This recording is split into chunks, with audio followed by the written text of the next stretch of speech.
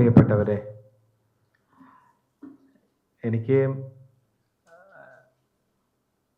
ഈ വിഷയത്തെപ്പറ്റി എത്ര അറിയും എന്നറിയില്ല എന്നതൊരു പ്രശ്നം. നിങ്ങൾക്ക് ഈ വിഷയത്തിലുള്ള ബാക്ക്ഗ്രൗണ്ടിനെ പറ്റി അറിയില്ല, എനിക്കറിയില്ല എന്നത് രണ്ടാമത്തെ പ്രശ്നം. അങ്ങനെയൊക്കെ പ്രശ്നങ്ങളുണ്ട്. പ്രശ്നങ്ങളൊക്കെ വലിയൊരു സൗകര്യം. അറിയണ കാര്യം പറയാം, നിങ്ങൾക്ക് അറിയുന്നത് ഇങ്ങോട്ടും കേൾക്കാം എന്നൊരു ധാരണ മാത്രമാണ്. പ്രതിരോധ സംഗീതത്തെക്കുറിച്ച് സംസാരിക്കാൻ പറഞ്ഞുകൊണ്ട് എനിക്കിതിൻ്റെ സംഘാടകർ ഷെയർ ചെയ്തതൊരു വലിയ ഡീറ്റെയിൽഡ് ആയിട്ടുള്ള കാര്യങ്ങളാണ്. ഒരു ചെറിയ നോട്ടാണ്, പക്ഷെ അതിനകത്ത് ഓരോന്നിനകത്തും ഓരോ വലിയ പ്രഭാഷണങ്ങൾക്കോ ഓരോ വലിയ പേപ്പറുകൾക്കോ ഉള്ള അത്ര വലിയ വിഷയമാണ്. ഇപ്പോൾ ആഫ്രിക്കൻ അപ്പാർത്തൈഡ്, ദക്ഷിണാഫ്രിക്കൻ അപ്പാർത്തൈഡ് മ്യൂസിക്, ലാറ്റിൻ അമേരിക്കൻ സംഗീതം, ഇങ്ങനെ കുറേ പോയിന്റ് നോട്ടുകളാണ്. ഗംഭീരാണത്. പക്ഷെ എൻ്റെ മുന്നിലുള്ളൊരു പ്രശ്നം എന്താണെന്ന് വെച്ചാൽ അത് മുഴുവനായിട്ട് പറയാൻ 1 മണിക്കൂറല്ല, ഒരു ദിവസം മെനക്കെട്ടാലും നടക്കൂല എന്നുള്ളതാണ്. അപ്പം അതുകൊണ്ട് തന്നെ ഞാൻ പറഞ്ഞത്, സമീപകാലത്ത് ഇപ്പോൾ ഏറ്റവും ചർച്ച ചെയ്തുകൊണ്ടിരിക്കുന്ന വിഷയം റാപ്പാണല്ലോ. റാപ്പ് പാട്ടാണോ, റാപ്പാണോ ഈ നാട്ടിലത്തെ ഏറ്റവും വലിയ സ്വീപ്പ് എന്നൊക്കെ ഉള്ളതാണല്ലോ. അപ്പം അതുകൊണ്ട് അതിനെക്കുറിച്ച് സംസാരിക്കാം എന്നാണ് പറഞ്ഞത്. അപ്പോൾ പൊതുവേ ഞാൻ ആലോചിക്കുന്ന 1 മണിക്കൂറിനകം കൃത്യമായി പ്രസന്റ് ഈ ഒരു ഞാൻ പറയാനുള്ളത് പറഞ്ഞു നിർത്തുക, തുടർന്ന് നമുക്ക് അങ്ങോട്ടും ഇങ്ങോട്ടും സംസാരിക്കാമെന്നാണ്. ഇതിന് ആമുഖമായിട്ട് പ്രധാനമായി പറയാനുള്ളത്, കേരളത്തിന്റെ സംഗീത ബോധത്തിൽ നമ്മൾ ഇതിലേക്ക് കയറുന്നതിന് മുൻപ് നമ്മൾ നോക്കേണ്ട ഒരു ആമുഖം പറയുകയാണ്. ചിലപ്പോൾ നിങ്ങൾക്ക് ഇത് ബോധ്യം ഉണ്ടാവും, എങ്കിൽ പോലും കേരളത്തിന്റെ സംഗീത ബോധത്തിൽ പല പ്രയോജനങ്ങളും പല ഗുണങ്ങളും ഉണ്ട്. അതേസമയം തന്നെ വളരെ വലിയ ചില പ്രശ്നങ്ങളുമുണ്ട് എന്ന് കാണുന്ന ഒരാളാണ് ഞാൻ. അതിനകത്തൊരു വലിയ ഗൾഫുണ്ട്, ഒരു വലിയ വിടവുണ്ട്, ഒരു പ്രതിസന്ധി ഉണ്ട് എന്ന് കാണുന്ന ഒരാളാണ് ഞാൻ. കേരളത്തിന്റെ സംഗീതമായിട്ട് പണ്ട് മുതലേ വ്യവഹരിക്കപ്പെട്ടു പോകുന്നത് ഇവിടുത്തെ ഒരു എലീറ്റ് മ്യൂസിക്കാണ്. സംഗീതം എന്ന് വെച്ചാൽ എന്താണെന്ന് വെച്ചാൽ അത് ഒരു സവർണ എലീറ്റ് മ്യൂസിക്കാണ് എന്ന ബോധമാണ് ഇവിടെ പ്രബലമായി നിലനിൽക്കുന്നത്. ഞാൻ ആ സംഗീതം പഠിച്ചു വന്ന ഒരാളാണ്. ചെറുപ്പകാലം മുതൽ കർണാടക സംഗീതവും കഥകളി സംഗീതവും പഠിച്ചു വന്ന ഒരു ബാല്യമാണ് എന്നെ സംബന്ധിച്ചുള്ളത്. എൻ്റെ മ്യൂസിക് ബാക്ക്ഗ്രൗണ്ടും അവിടെയാണ് നിൽക്കുന്നത്. പക്ഷെ ആ ചെറുപ്പത്തിൽ തന്നെ ഞാൻ വെസ്റ്റേൺ മ്യൂസിക് ധാരാളമായിട്ട് കേൾക്കുമായിരുന്നു. നമ്മുടെ സുഹൃത്തുക്കളൊക്കെ അങ്ങനത്തെ കൂട്ടുകാരൊക്കെ ആയിരുന്നതുകൊണ്ടും അങ്ങനെ ഒരു ബാക്ക്ഗ്രൗണ്ട് ഉണ്ടായിരുന്നതുകൊണ്ടും വെസ്റ്റേൺ മ്യൂസിക് വളരെ പ്രിയപ്പെട്ടതായിരുന്നു. അന്ന് മുതലേ എൻ്റെ മനസ്സിൽ ഇതിനെപ്പറ്റി കുറേ ചോദ്യങ്ങളും ഉണ്ടായിരുന്നു. അന്ന് വളരെ കൺഫ്യൂസ്ഡ് ആയിരുന്നു. വളരെ അബ്സ്ട്രാക്റ്റ് ആയിട്ടുള്ളൊരു ആലോചനയാണ് എൻ്റെ മനസ്സിലുണ്ടായിരുന്നത്. ഇപ്പോഴും മുഴുവൻ തെളിഞ്ഞു എന്നല്ല, എങ്കിൽ പോലും ഞാൻ മലയാള സംഗീതത്തിന്റെ ചരിത്രത്തെ കാണുന്ന ഒരു ദിശ മറ്റൊന്നായി മാറിയിട്ടുണ്ട്. ഒന്നാമത്തെ പ്രശ്നം എന്താണെന്ന് വെച്ചാൽ, നമ്മുടെ ജനപ്രിയ സംഗീത ചരിത്രം, മറ്റു കാര്യങ്ങൾ നമുക്ക് വിടാം, നമ്മുടെ ജനപ്രിയ സംഗീത ചരിത്രം എന്ന് പറയുന്നത് വളരെ ചലച്ചിത്ര കേന്ദ്രിതമാണ്. സിനിമാ പാട്ടാണ് നമ്മുടെ ഏറ്റവും ജനപ്രിയ സംഗീതം. സിനിമാ പാട്ട് തീർച്ചയായിട്ടും ജനപ്രിയ സംഗീതമാണ്. പക്ഷെ നമ്മുടെ സിനിമാ പാട്ട് എങ്ങനെയാണ് അതിന്റെ ചരിത്രത്തിൽ കൂടെ കടന്നു പോകുന്നത് എന്നത് മറ്റൊരു വിഷയമാണ്. എനിക്ക് തോന്നുന്നത് നാളെയോ മറ്റോ അത്തരം ഒരു സബ്ജക്ട് ഇവിടെ സംസാരിക്കുന്നുണ്ട്. അന്ന് രാവിലെ ആയിരുന്നു, അത് കഴിഞ്ഞു. ഞാൻ ഡീറ്റെയിൽഡ് ആയിട്ട് പറയുന്നില്ല. പക്ഷെ ഒരു പ്രതിസന്ധി പറയേണ്ടതുണ്ട്. നമ്മുടെ സിനിമാ സംഗീത ചരിത്രം ആദ്യം ആരംഭിക്കുന്നത് നിങ്ങൾ ഇപ്പൊ കേട്ട് കാണും, ആദ്യഘട്ടം എന്ന് പറയുന്നത് നൃത്തനാടക ചരിത്രമായിരുന്നു. കേരളത്തിന്റെ സംഗീത ചരിത്രത്തിൽ നൃത്തനാടക രംഗത്ത് നിന്നുള്ള കർണാട്ടിക് ബാക്ക്ഗ്രൗണ്ടിലുള്ള പാട്ടുകളാണ് ആദ്യഘട്ടം. പിന്നെ ഒരു രണ്ടാം ഘട്ടം എന്ന് വ്യവഹരിക്കാവുന്നത് ഹിന്ദി പാട്ടുകളുടെ പകർപ്പുകൾ, നമ്മളിവിടെ പകാലയാരും കൈവിടും പോലത്തെ പാട്ടുകൾ, അങ്ങനത്തെ ഒരു ഘട്ടമാണ്. അത് കഴിഞ്ഞ് നീലക്കുയിലാണ് ഒരു പാരഡൈം ഷിഫ്റ്റ് ഉണ്ടാവുന്നത്. അതിനുശേഷം ചലച്ചിത്ര സംഗീതത്തിനകത്ത് നമ്മുടെ സംഗീതം കണ്ടെത്താനുള്ള ശ്രമങ്ങൾ ധാരാളമായിട്ട് നടക്കുന്നു. രാഘവ മാഷ് വരുന്നു. അതോടൊപ്പം തന്നെ കർണാടക സംഗീതത്തിലെ ഏറ്റവും സൂക്ഷ്മ ബോധമുള്ള സംഗീത സംവിധായകർ വരുന്നു. ദേവരാജൻ മാഷ് വരുന്നു, ദക്ഷിണാമൂർത്തി വരുന്നു. അപ്പോൾ കർണാടക സംഗീതത്തിന്റെ വളരെ ആഴത്തിലുള്ളൊരു സ്വാധീനം സംഗീതത്തിന് വരുന്നു. അതിനോടുള്ള വിച്ഛേദങ്ങൾ ആ സമയത്ത് തന്നെ ശക്തമായി വരുന്നുണ്ട്. ഇപ്പൊ ബാബുരാജ് വരുന്നുണ്ട്, അത്തരം ചില കാര്യങ്ങളും വരുന്നുണ്ട്. പക്ഷെ പ്രബലമായി നിൽക്കുന്നത് ഈ കർണാട്ടിക് ബാക്ക്ഗ്രൗണ്ട് ആയിട്ട് നിൽക്കുകയും ചെയ്യുന്നു. ഇപ്പൊ ബാബുരാജിന്റെ സംഗീതത്തെ പറ്റി നമുക്ക് എല്ലാവർക്കും അറിയാം. ബാബുരാജ് പാടുന്നു എന്ന CD മിക്കവാറും എല്ലാവരും കേട്ട് കാണും. ബാബുരാജ് പാടുമ്പോൾ എന്താണ്, യേശുദാസ് പാടുമ്പോൾ എന്താണെന്ന് നമുക്കറിയാം. നമുക്കിപ്പോൾ കൃത്യമായ രേഖകളുണ്ട്. ബാബുരാജ് എത്ര കണ്ട് കഷ്ടപ്പെട്ടാണ് യേശുദാസിനെ കൊണ്ട് ഇത് പാടിച്ചിരുന്നതെന്നും ചിലപ്പോഴൊക്കെ ബാബുരാജ് എത്ര കണ്ട് ഇതിനോട് സങ്കടമുള്ള ഒരാളായിരുന്നു എന്നും ഈ പൊതുസംഗീത ബോധത്തോട്. പക്ഷെ അതിനുശേഷം സംഭവിച്ച ഒരു പരിണാമം എന്താ വെച്ചാൽ, ഇപ്പം സച്ചിദാനന്ദ മാഷിന്റെ കവിതയിൽ ഒരു വരിയുണ്ട്, 70കളിൽ പെയ്തിരുന്ന മഴയ്ക്ക് വരെ ചുവന്ന നിറമായിരുന്നു എന്നൊക്കെ പറയാം. അത് അത്ര ചുവന്നില്ലോ എന്നൊക്കെ ഉള്ളത് നമുക്ക് വേറെ ചർച്ച ചെയ്യാം. പക്ഷേ കേരളത്തിലെ ഒരു വലിയ രാഷ്ട്രീയ കോളിളക്കങ്ങളും വിച്ഛേദങ്ങളും നടന്ന ഘട്ടമാണ് 1970-കളൊക്കെ. പക്ഷെ മലയാള സിനിമയിൽ അപ്പോൾ നടന്നുകൊണ്ടിരുന്നത് എന്താണ്, അല്ലെങ്കിൽ സിനിമാ സംഗീതത്തിൽ നടന്നുകൊണ്ടിരുന്നത് എന്താണ്? സിനിമാ സംഗീതത്തിൽ ആ വിച്ഛേദം ഒന്നും മലയാളി സ്പർശിക്കാതെ മലയാളി കൂടുതൽ കർണാടകവൽക്കരിക്കുകയാണ് ചെയ്തത് സംഗീതത്തെ. ഞാൻ രവീന്ദ്ര മാഷ്ട പാട്ടൊക്കെ ഞാൻ ഇഷ്ടപ്പെടുന്ന ആളാണ്. പക്ഷെ രവീന്ദ്ര മാഷ്ട പാട്ടിലൊക്കെ ഉള്ള ഒരു പ്രശ്നം അതാണ്, കൂടുതൽ കർണാട്ടിക് വൽക്കരിച്ചു. പിന്നെ മലയാള സിനിമയുടെ ഒരു പൊതു ട്രെൻഡ് ഈ തമ്പുരാൻ സിനിമകൾ വരുന്നതോടുകൂടി കൃത്യമായും പാട്ടെന്ന് പറഞ്ഞാൽ അങ്ങനെയാണല്ലോ, മുംബൈയിൽ പോയി എന്തൊക്കെയോ ഗുണ്ടായുസം കാണിച്ച് നാട്ടിക്ക് വരുന്ന നായകൻ നാട്ടിൽ മൂപ്പർക്ക് കസവുകരമുണ്ടും കിണ്ടിയും നിലവിളക്കും ഒക്കെ ഉള്ളൊരു പരിപാടി. അപ്പൊ അത് അങ്ങനെയാണല്ലോ ഇതിന്റെ ഒരു സ്ഥിരം ഫോർമാറ്റ് ഒരു കാലത്തെ. അടുത്ത കാലത്താണല്ലോ നമ്മുടെ ചെറുപ്പക്കാർ ഇതൊക്കെ മാറ്റുന്നത്. അപ്പൊ അതോടുകൂടി അതിന് പറ്റുന്ന ഒരു പാട്ടായി നമ്മുടെ പാട്ട് മാറി. അത് ഉണ്ടാക്കിയ ഒരു ആഘാതം ചെറുതല്ല. എന്താന്ന് വെച്ചാൽ അതാണ് റിയാലിറ്റി ഷോ ഒറ്റയ്ക്ക് ഉണ്ടായ ഒരു പ്രോബ്ലം ആയിരുന്നില്ല. ആ റിയാലിറ്റി ഷോന്റെ പിന്നിൽ അതിന് പറ്റുന്ന ഒരു പാട്ടുകളുടെ ബാക്ക്ഗ്രൗണ്ട് ഉണ്ടായിരുന്നു. ഞാൻ പറഞ്ഞ അതാണ്. അതുകൊണ്ട് സംഗതി പ്രാണികളായി നമ്മുടെ പാട്ടുകാർ മാറി. അപ്പോൾ ഈ സംഗതി ശരിയാക്കുക എന്നുള്ളതാണ് പാട്ടിന്റെ മോക്ഷപ്രാപ്തി എന്ന് വന്നു. അപ്പൊ നമുക്ക് കുട്ടി പാടുമ്പോൾ അങ്ങനെയാണല്ലോ, എങ്ങനെ ഒറിജിനലിനോട് നീതി പുലർത്തുക എന്നാ പറയാ. ഒരു പാട്ട് അതിന്റെ ആകാശത്തിലേക്ക് ചിറകടിച്ചുയരാൻ അതിനെ സമ്മതിക്കാതിരിക്കുകയും പരമാവധി കൂട്ടിലിടുകയും ചെയ്യുന്ന ഒരു പരിപാടിയാണ് മലയാളി ഏറെക്കാലമായി ശീലിച്ചിട്ടുള്ളത്. ഇന്നും നമ്മൾ അതിന് പൂർണ്ണമായിട്ടൊന്നും വിമോചിതമല്ല. എങ്കിൽ പോലും 2000-ന് ശേഷം ഉള്ള ചെറുപ്പക്കാർ വേറൊരു വഴിക്ക് സിനിമ മാറുന്നു. സിനിമ മാറുന്നതിനോടൊപ്പം സംഗീതവും മാറുന്നു. പലതരം മനുഷ്യർ, അരികുവൽക്കരിക്കപ്പെട്ട മനുഷ്യർ, പല സമൂഹ ഘടനകളിൽ നിന്ന് വരുന്ന മനുഷ്യർ, അവരുടെ പാട്ടുകൾ അവ സിനിമയിലേക്ക് പ്രവേശിക്കുമ്പോൾ മറ്റേ ശബ്ദം, എല്ലാ പാട്ടിനും യേശുദാസ്, പിച്ചക്കാരനാണെങ്കിലും രാജാവാണെങ്കിലും യേശുദാസ് എന്നുള്ള പരിപാടി മാറുകയും പല ശബ്ദങ്ങൾ കയറി വരികയും ചെയ്യുന്നു. പല മനുഷ്യരുടെ ശബ്ദങ്ങൾ കയറി വരുന്നു. ഇതൊരു വലിയ മാറ്റമാണ്. ആ മാറ്റത്തിന്റെ ബാക്കിയാണ് ഇപ്പോൾ നടന്നുകൊണ്ടിരിക്കുന്ന കോലാഹലങ്ങളിലേക്ക് എത്തുന്നത്. ഇതിന്റെ ഒരു ചരിത്രം വളരെ വിശദമാണ്. ഞാൻ എൻ്റെ വിഷയം അതല്ലാത്തതുകൊണ്ടും നിങ്ങളിപ്പോൾ രാവിലെ ഇത്തരം കാര്യങ്ങൾ കൈകാര്യം ചെയ്തിട്ടുള്ളതുകൊണ്ടും ഞാൻ അതിലേക്ക് കൂടുതൽ പോകുന്നില്ല. എന്തായാലും ഈ ഒരു പ്രോബ്ലം മലയാളിയുടെ സംഗീത ബോധത്തിനകത്തുണ്ട്. ഈ സംഗീത ബോധത്തിലെ പ്രോബ്ലത്തിന്റെ ഇങ്ങേയറ്റത്താണ് റാപ്പ് പാട്ടാണോ പോപ്പ് പാട്ടാണോ എന്നൊക്കെ ചോദിക്കുന്നിടത്ത് ഇന്ന് മലയാളി നിൽക്കുന്നത്. റാപ്പ് ഒരു ആധുനിക രൂപമൊന്നുമല്ല, ഇൻ മൈ ഒപ്പീനിയൻ. എന്ന് വെച്ചാൽ നമ്മളുടെ ചരിത്രത്തിലെ ആധുനികതയെ പിടിച്ചു നോക്കിക്കഴിഞ്ഞാൽ വേണമെങ്കിൽ പറയാമെങ്കിലും റാപ്പിന് ഇപ്പോൾ 50 വർഷത്തിന് മുകളിലുള്ള ഒരു ചരിത്രമുണ്ട്.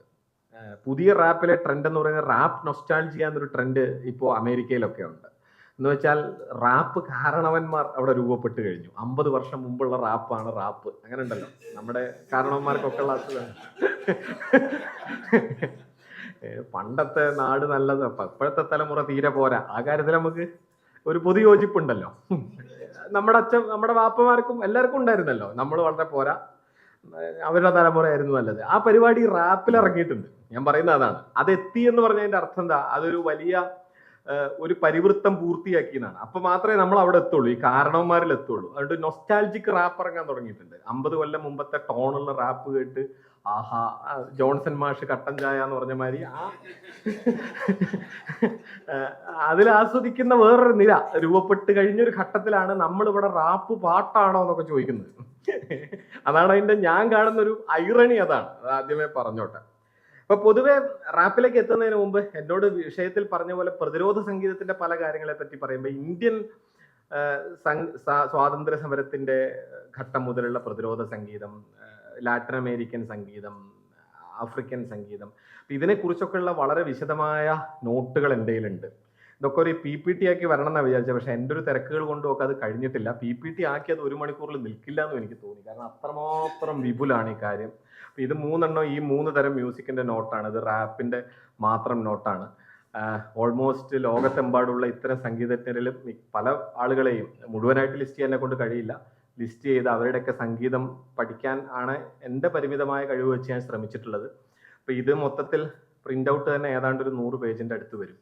അതൊക്കെ പാടെ പറഞ്ഞ് ഞാൻ ബുദ്ധിമുട്ടിക്കാനൊന്നും ഉദ്ദേശിക്കുന്നില്ല. സോ ഇത്രമാത്രം വിശദവും വിപുലവുമായ ഒരു ചരിത്രത്തിലുണ്ട്. അതിന്റെ മുകളിൽ കൂടെ ഒരു ഹെലികോപ്റ്റർ വ്യൂ എന്നൊക്കെ പറയാവുന്ന ഒരു കാര്യം നടത്താനേ നമ്മുടെ കയ്യിൽ സമയമുള്ളൂ. അതിനാണ് ഞാൻ ശ്രമിക്കുന്നത്. ഇപ്പൊ തന്നെ 15 മിനിറ്റായി. അപ്പോൾ ദെൻ നമ്മൾ ഇന്ത്യൻ സ്വാതന്ത്ര്യ സമരത്തിന്റെ സംഗീതം നിങ്ങൾക്ക് എല്ലാവർക്കും പലവട്ടിൽ കേട്ടിട്ടുണ്ടാവും. ഞാനതിൽ കാണുന്ന ഒരു ഒരു ഡൈക്കോട്ടമി അല്ലെങ്കിൽ അതിനകത്തും കാണുന്ന ഒരു പ്രതിസന്ധി എവിടെയാണ് കിടക്കുന്നത് വെച്ചാൽ നമ്മളിപ്പോഴും ചർച്ച ചെയ്യുന്ന പല കാര്യങ്ങളും ഇതൊക്കെയായി ബന്ധപ്പെട്ട് നിൽക്കുന്നു. അതായത് ഒരു ഭാഗത്ത് നമുക്കറിയാം ഇന്ത്യ എന്ന ദേശരാഷ്ട്രത്തിന്റെ ദേശീയ നാഷണലിസത്തെ കുറിച്ചിട്ടുള്ള പഠനങ്ങൾ നിങ്ങൾ പലർക്കും സുപരിചിതാവെന്ന് ഞാൻ കാണുന്നത്. ബെറിക് ഹോബ്സ്ബോമിനെയോ അല്ലെങ്കിൽ ബെനഡിക്റ്റ് ആൻഡേഴ്സന്റെയോ തിയറീസ്, ഇമാജിൻഡ് കമ്മ്യൂണിറ്റീസ് എന്നൊക്കെ പറയുന്ന തിയറീസ്, അതൊന്നും ഞാൻ ഇപ്പോൾ വിശദീകരിക്കുന്നില്ല. പക്ഷെ ദേശീയത എന്ന് പറയുന്ന ഒരു പുതിയ പരിപാടിയാണ്, നമുക്ക് എല്ലാവർക്കും അറിയാം. അല്ലാതെ മറ്റേ ഹിന്ദുത്വക്കാർ പറയുന്ന പോലെ 2000 വർഷം മുമ്പ് ഇവിടെ ആരും ധ്യാനിച്ചിട്ടില്ല. അപ്പോൾ ഈ ദേശീയത എന്ന് പറയുന്ന ഒരു കാര്യം ഇന്ത്യയിലേക്ക് വരുമ്പോൾ നമ്മൾ യൂറോപ്യൻ നാഷണലിസത്തിന്റെ അടിസ്ഥാനപരമായ സങ്കല്പനങ്ങൾ, അതായത് ഹോബ്സ്ബോമോ ബെനഡിക്റ്റ് ആൻഡേഴ്സണോ, ഇപ്പൊ പ്രിന്റ് ക്യാപിറ്റലിസവുമായി ബന്ധപ്പെട്ടുകൊണ്ടാണ് ആൻഡേഴ്സണൊക്കെ ആ തിയറി മുന്നോട്ട് വയ്ക്കുന്നത്. അത്തരം തിയറികളുടെ ഒരു മുഴങ്കോല് വെച്ചിട്ട് അളന്നെടുക്കാവുന്ന ഒരു രാജ്യമായിരുന്നില്ല ഇന്ത്യ. ഇന്ത്യയുടെ ഒരു ബഹുസ്വരത എന്ന് പറയുന്നത് അതിനേക്കാളൊക്കെ വളരെ വളരെ വലുതാണ്. ഈ ഇന്ത്യയിലെ മനുഷ്യർ തമ്മിലുള്ള പലമ വാക്ക് ആണല്ലോ നമ്മൾ ചിലപ്പോൾ ഉപയോഗിക്കാറ്. ആ പലമ എന്ന് പറയുന്നത് വളരെ വലുതാണ്. സോ ആ ടൂൾസ് ഒന്നും ഇവിടെ ചേരില്ല. ഇവിടെ നമുക്കറിയാം പലതരം നാഷണൽ റീഡിങ്സ് ഉണ്ട്. ഈ നാഷണൽ റീഡിങ്സിനൊക്കെ അനുസരിച്ചുകൊണ്ട് തന്നെ സംഗീതവും പല വഴിക്ക് സഞ്ചരിച്ചിട്ടുണ്ട്. ഇപ്പൊ അടുത്ത കാലത്താണല്ലോ ഭാരതമാതാന്റെ ചിത്രം വലിയ പ്രശ്നമാവുന്നത്. ഭാരത്മാതയുടെ ചിത്രം പ്രശ്നമാവുന്നതിന്റെ ചരിത്രത്തിലേക്ക് പോയി കഴിഞ്ഞാൽ നമ്മൾ ബങ്കിം ചന്ദ്ര ചാറ്റർജിയിലെത്തും, ആനന്ദമഠം എന്ന നോവലിലെത്തും. ആദ്യം എനിക്ക് തോന്നുന്നത് കിരൺ ചന്ദ്ര എന്ന് പറയുന്ന ഒരു നാടകകൃത്താണ് ആദ്യമായി ഈ ഭാരത് മാത എന്ന് പറയുന്ന ഒരു ഇമേജ് ഉപയോഗിക്കുന്നത്. ഞാൻ ദേശാഭിമാനി വാരികയിൽ കഴിഞ്ഞ 2 ലക്കം മുമ്പ് ഒരു കവർ സ്റ്റോറി ആയിട്ട് വിശദമായി ഭാരത് മാതാ ചിത്രങ്ങളെ പറ്റി, MF ഹുസൈൻ വരെയുള്ള പലരും ഭാരത് മാതായെ വരച്ചിട്ടുണ്ട്, അതിനെപ്പറ്റി വിശദമായ ഒരു ലേഖനം ചിത്രകലയെ അടിസ്ഥാനപ്പെടുത്തിക്കൊണ്ട് എഴുതിയിരുന്നു. ഞാൻ പറഞ്ഞത് കിരൺ ചന്ദ്ര കഴിഞ്ഞാൽ അതിശക്തമായി ഭാരത് മാത എന്ന ഇമേജ് വരുന്നത് ആനന്ദമഠത്തിലാണ്, ബങ്കിം ചന്ദ്ര ചാറ്റർജിയാണ്. ആനന്ദമഠം എന്ന നോവലിന്റെ ഭാഗമായിട്ടാണ് വന്ദേ മാതരം എന്ന ഗാനം വരുന്നത്. വന്ദേ മാതരം എന്ന ഗാനം വന്ന് കുറച്ചു വർഷങ്ങൾക്കകം തന്നെ 19ാം നൂറ്റാണ്ട് 20ാം നൂറ്റാണ്ടിന്റെ തുടക്കം ആവുമ്പോഴേക്കും അതിശക്തമായി തന്നെ ഈ പാട്ട് പ്രചരിക്കപ്പെടുന്നുണ്ട്. സുഭാഷ് ചന്ദ്രബോസ്, ഒരു സംഭവമുണ്ട്, സുഭാഷ് ചന്ദ്രബോസ് കോൺഗ്രസിന്റെ പ്രസിഡന്റ് ആയിരുന്ന സമയത്ത് ഇത് ഈ ദേശീയ പ്രസ്ഥാനത്തിന്റെ ഒരു ആന്തം, ഒരു ഒഫീഷ്യൽ സോങ് ആക്കി മാറ്റുക എന്നുള്ളതിനെ പറ്റിയിട്ടുള്ള ചർച്ച ദേശീയ പ്രസ്ഥാനത്തിൽ നടന്നു. ബോസ് ആണെങ്കിൽ പാട്ടുകൾ ഉപയോഗിക്കുക, ചിത്രം ഉപയോഗിക്കുക, ഇതിലൊക്കെ വലിയ കമ്പണ്ടായിരുന്ന ആളുമാണ്. അപ്പൊ ബോസിന് ഈ പാട്ട് മൊത്തം നോക്കുമ്പോൾ ഈ വന്ദേ മാതരം, സുജല സുഫല മലയജ ശീതല, ആദ്യത്തെ സ്റ്റാൻസ് കുഴപ്പമില്ല, 2ാമത്തെ സ്റ്റാൻസ് വന്നാൽ മൊത്തത്തിൽ അത് ഹിന്ദുക്കളുടെ ഒരു കലാപരിപാടിയാണ്. അപ്പൊ ഈ ഒരു ഡൗട്ട് അദ്ദേഹത്തിന് തോന്നി. അദ്ദേഹം അന്നത്തെ അത് ചോദിക്കാവുന്ന ഏറ്റവും ആപ്റ്റായ ഒരാൾ എന്നുള്ള നിലയ്ക്ക് രവീന്ദ്രനാഥ് ടാഗോറിനോടാണ് ചോദിക്കുന്നത്. ടാഗോർ ആരാണെന്ന് നിങ്ങൾക്ക് അറിയാമെന്ന് നാഷണലിസം ഇൻ ഇന്ത്യ എന്ന് പ്രബന്ധം എഴുതുന്ന ഒരു മനുഷ്യനാണ്. നാഷണലിസം ഇസ് എ മെനസ് എന്ന കാര്യത്തിൽ ഒരു സംശയമില്ലാത്ത ഒരാളാണ്. ശല്യമാണ് ഈ പരിപാടി എന്ന് അദ്ദേഹത്തിന് അന്നേ മനസ്സിലായിട്ടുണ്ട്. സോ അദ്ദേഹം പറഞ്ഞു, ആദ്യത്തെ ആ ഒരു സ്റ്റാൻസ് എടുക്കാം, ബാക്കി മുഴുവൻ കട്ട് ചെയ്തോളണം. അതൊന്നും ഇന്ത്യയിലെ ദേശീയ പ്രസ്ഥാനത്തിന് യോജിച്ച പരിപാടിയല്ല. ആദ്യത്തെ ഒരു ഭാഗം അത് ഇന്ത്യൻ ടെറൈനെ കുറിച്ചിട്ടുള്ള ഒരു വരിയാണ്, അതുകൊണ്ട് നിങ്ങൾ അത് എടുത്തോളൂ. എടുത്തേ പറ്റൂന്നുണ്ടെങ്കിൽ, അദ്ദേഹത്തിന് വലിയ താല്പര്യമൊന്നുമില്ല ബങ്കിം ചന്ദ്രയുടെ ഈ വരി എടുത്തോളൂ, പറ്റൂന്നുണ്ടെങ്കിൽ അത് എടുത്തോളൂ, അതല്ലാതെ ബാക്കി എടുക്കരുത് എന്നാണ് ടാഗോർ പറയുന്നത്. അങ്ങനെ ആദ്യത്തെ ആ ഭാഗം മാത്രം എടുക്കുന്നത്. നമ്മളിപ്പോൾ വന്ദേ മാതരമായി കേൾക്കുന്ന ആദ്യത്തെ ആ ഒരു ഭാഗം മാത്രമാണ്. വന്ദേ മാതരം അല്ലാത്ത പാട്ടുകൾ നമുക്ക് എല്ലാവർക്കും അറിയാം. പലതരത്തിലുള്ള പാട്ടുകൾ ആ കാലത്ത് ഇറങ്ങുന്നുണ്ട്. ഏറ്റവും പ്രധാനപ്പെട്ട പാട്ട് സാരേ ജഹാം സെ അച്ഛ ആണ്. അതിനെക്കുറിച്ച് ഞാൻ ഡീറ്റെയിൽ ആയിട്ട് നിങ്ങളോട്, നമ്മുടെ വിഷയം അതല്ലാത്തതുകൊണ്ട് പറയാൻ നിൽക്കുന്നില്ല. പ്രധാനപ്പെട്ട ഒരു കാര്യം ഈ കാര്യത്തിൽ എന്താന്ന് വെച്ചാൽ, ഒരുപാട് തരം നാടോടി സംഗീതങ്ങൾ അതിന്റെ ഐഡന്റിറ്റിയിൽ പൊങ്ങി വരുന്ന ഒരു ഘട്ടം കൂടിയായിരുന്നു അത്. രവീന്ദ്ര സംഗീതം എന്നുള്ള പേരിൽ രവീന്ദ്രനാഥ് ടാഗോറിന്റെ അവിടെ ബൗൾ സംഗീതത്തിനെ, അവിടുത്തെ ഖവാലിയെ ഒക്കെ യോജിപ്പിക്കാനുള്ള ഒരു ശ്രമം നടന്നൊഴിച്ചാൽ ബാക്കിയൊക്കെ ആതാത് പ്രദേശങ്ങളിലാണ് പ്രധാനമായിട്ട് വ്യാപിച്ചത്. ഇപ്പൊ തമിഴ് ഇസൈ മൂവ്മെന്റ് എന്ന് പറഞ്ഞിട്ട് തമിഴ്നാട്ടിലൊരു വലിയ മൂവ്മെന്റ് നടക്കുന്നുണ്ട്, തമിഴ് ഇസൈ പ്രസ്ഥാനം. തമിഴ് സംഗീതം എന്ന് പറയുന്നത് പ്രധാനമായി കരുതുകയും മുത്തുസ്വാമി ദീക്ഷിതർ, ത്യാഗരാജൻ തുടങ്ങിയ ആളുകളുടെ പാട്ടല്ല നമ്മൾ പാടേണ്ടത്, തെലുങ്ക് പാടേണ്ട ആളുകളല്ല. താമരൈ പൂത്ത തടാകമിടി എന്നൊക്കെയുള്ള പാട്ടുകളൊക്കെ ഉണ്ട്, കേൾക്കാം. ആ തമിഴ് ഇസൈ മൂവ്മെന്റ് ശക്തിപ്പെടുന്ന അപ്പോഴാണ്. സുബ്രഹ്മണ്യ ഭാരതി പാട്ടുകൾ എഴുതുന്നു, പാരുക്കുള്ള നല്ല നാട്, ഭാരതനാട്, വേറൊരു ലോകം അങ്ങനെ ജനിക്കുകയാണ് എന്ന് വേണമെങ്കിൽ പറയാം സംഗീതത്തിൽ. അത് പലതരത്തിലുണ്ട്. വെള്ളിപ്പണിമലൈ എന്നുള്ള പാട്ട്, ഭാരതദേശം എന്നുള്ള പാട്ട്, പല പാട്ടുകളുണ്ട്. എനിവേ, അതേ ഘട്ടത്തിൽ തന്നെ ചിത്പാവൻ ബ്രാഹ്മിൻസിന്റെ ഇടയ്ക്ക് നിന്ന് ബല്ലാഡുകൾ എന്ന് പറയുന്ന ഒരു സംഗീത വിഭാഗമുണ്ട്. മഹാരാഷ്ട്ര ബെല്ലാഡ്സ്, ബെല്ലാഡി മ്യൂസിക് എന്ന് പറയുന്ന ഒരു വിഭാഗം. അവർ ശിവജിയെ സ്തുതിച്ചുകൊണ്ടുള്ള പാട്ട് പാടി തുടങ്ങുന്നു. ക്രമേണ ചിത്പാവൻ ബ്രാഹ്മണ്യമാണ് ലോകത്തിലെ ഏറ്റവും പ്രധാനപ്പെട്ട ബ്രാഹ്മണ്യം. അത് പിന്നെ അവർക്ക് തീർച്ചയുള്ള കാര്യമാണല്ലോ. ബ്രാഹ്മണർക്കിടയ്ക്ക് തന്നെ ഏറ്റവും വൃത്തികെട്ടവരാര് എന്നുള്ള ചോദ്യത്തിന് ഇന്നും വേറെ ഡിസ്പ്യൂട്ട് ഇല്ല. അപ്പൊ അതുകൊണ്ട് അവരതിനെ കുറിച്ചിട്ടുള്ള പാട്ടുകൾ, ഈ പാട്ടുകൾ തമ്മിലുള്ളൊരു കൺഫ്ലിക്റ്റ് നടക്കുന്നുണ്ട്. അതിനൊരു ഹിസ്റ്ററി ഉണ്ട്, അതും വിപുലമാണ്. ഇതൊക്കെയാണ് ഇതിന്റെ ഒരു പ്രശ്നം. അതിശക്തമായി ടാഗോർ ഇതിനെ വിമർശിക്കുന്നുണ്ട്. ഇത്തരം പാട്ടുകൾ കൊണ്ടുവന്നിട്ട് നമ്മുടെ ദേശീയ പ്രസ്ഥാനത്തിന്റെ വേദിയിൽ നിന്ന് പാടിയാൽ ഞാൻ ഇറങ്ങിപ്പോവും എന്നൊക്കെ ടാഗോർ പരസ്യമായി പറയുന്ന ഒരു സന്ദർഭമൊക്കെ ഉണ്ട്. ഇത് ഒരു ഘട്ടത്തിലേക്ക് എത്തുമ്പോൾ ഗാന്ധിയുടെ പാട്ടുകളിലേക്ക് കടക്കുന്നു. നമുക്കറിയാം ഗാന്ധിയുടെ പാട്ടുകൾ നമുക്കറിയാം. ഈശ്വര അള്ള തേരെ നാം വരുന്നു, ചർക്ക ചലേരെ എന്ന് പറയുന്ന പാട്ട്, രഘുപതി രാഘവ രാജാറാം വരുന്നു. അത് തന്നെ ഒരു നാടോടി പാട്ടിൽ നിന്നാണ് എടുക്കുന്നത്. അതിലേക്ക് അദ്ദേഹം ചില വരികൾ കൂട്ടിച്ചേർക്കുകയാണ് ചെയ്യുന്നത്. അത്തരത്തിലുള്ള പാട്ടുകൾ വരുന്നു. പ്രധാനപ്പെട്ട ഒരു കാര്യം ബംഗാളിന്റെ വിപ്ലവ കവിയായിരുന്ന കാസി നസ്രുൽ ഇസ്ലാമിന്റെ ശ്രമങ്ങളാണ്. കാസി നസ്രുൽ ഇസ്ലാം വിദ്രോഹി, കന്ത്രി ഖുഷിയാർ, അങ്ങനെ പല പാട്ടുകൾ ആ കാലത്ത് എഴുതുന്നുണ്ട്. അതാണ് ബംഗാളിലെ വളരെ സാധാരണക്കാരായ മനുഷ്യരെ പലപ്പോഴും പ്രചോദിപ്പിച്ചത്. ബാക്കി വിവിധ സമൂഹങ്ങളിൽ ഒതുങ്ങി നിന്നപ്പോൾ വിദ്രോഹിയൊക്കെ അതിശക്തമായി ആ ഭാഗം മുഴുവൻ ഏറ്റുപാടിയിട്ടുണ്ട്. ഞാൻ വിദ്രോഹിയുടെ ഒരു ക്ലിപ്പ് ഇതിൽ ഉണ്ടെന്ന് തോന്നുന്നു. വിദ്രോഹിക്ക് നിങ്ങളെല്ലാവരും കേട്ടിട്ടുണ്ടെങ്കിൽ ഞാൻ പ്ലേ ചെയ്യുന്നില്ല. ഇല്ല, എങ്ങനെ പക്ഷേ ഇത് പോയി കഴിഞ്ഞാൽ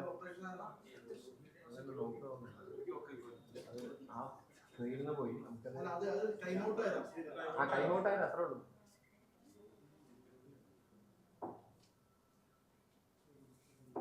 നീ ആദ്യം പോയി എടുക്കേണ്ടി വരും.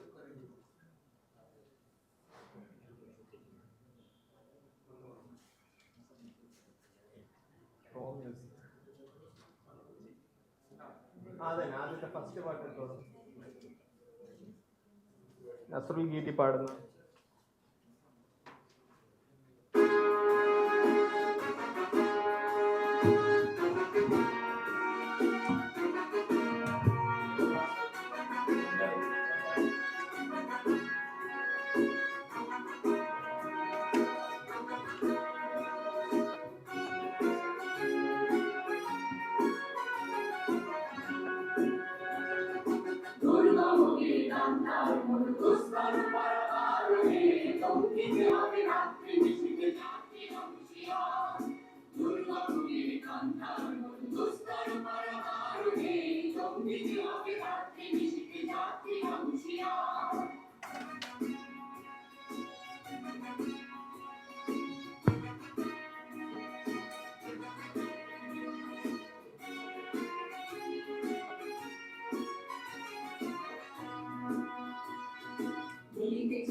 তুলিতেছে জল তুলিতেছে মাঝি পথ ছিড়িয়াছে কালকে ধরিতে হারাছে কালকে মন কে আছো জোয়ান আহ্বান আমি যে ভবিষ্যৎ বেদুমার মারে দিতে হবে বাড়ি দিতে হবে তরি পার দুর্গম গিরি কান্দার মূল দুস্তর পায় সাগরে লঙ্ঘিতে হবে হাতি মিশিতে হাতি হবে. ഓക്കെ, വിദ്രോഹിയുടെ ഒരു ചെറിയത് അതൊന്നും മാത്രമേ ഉള്ളൂ. ഇത്തരത്തിൽ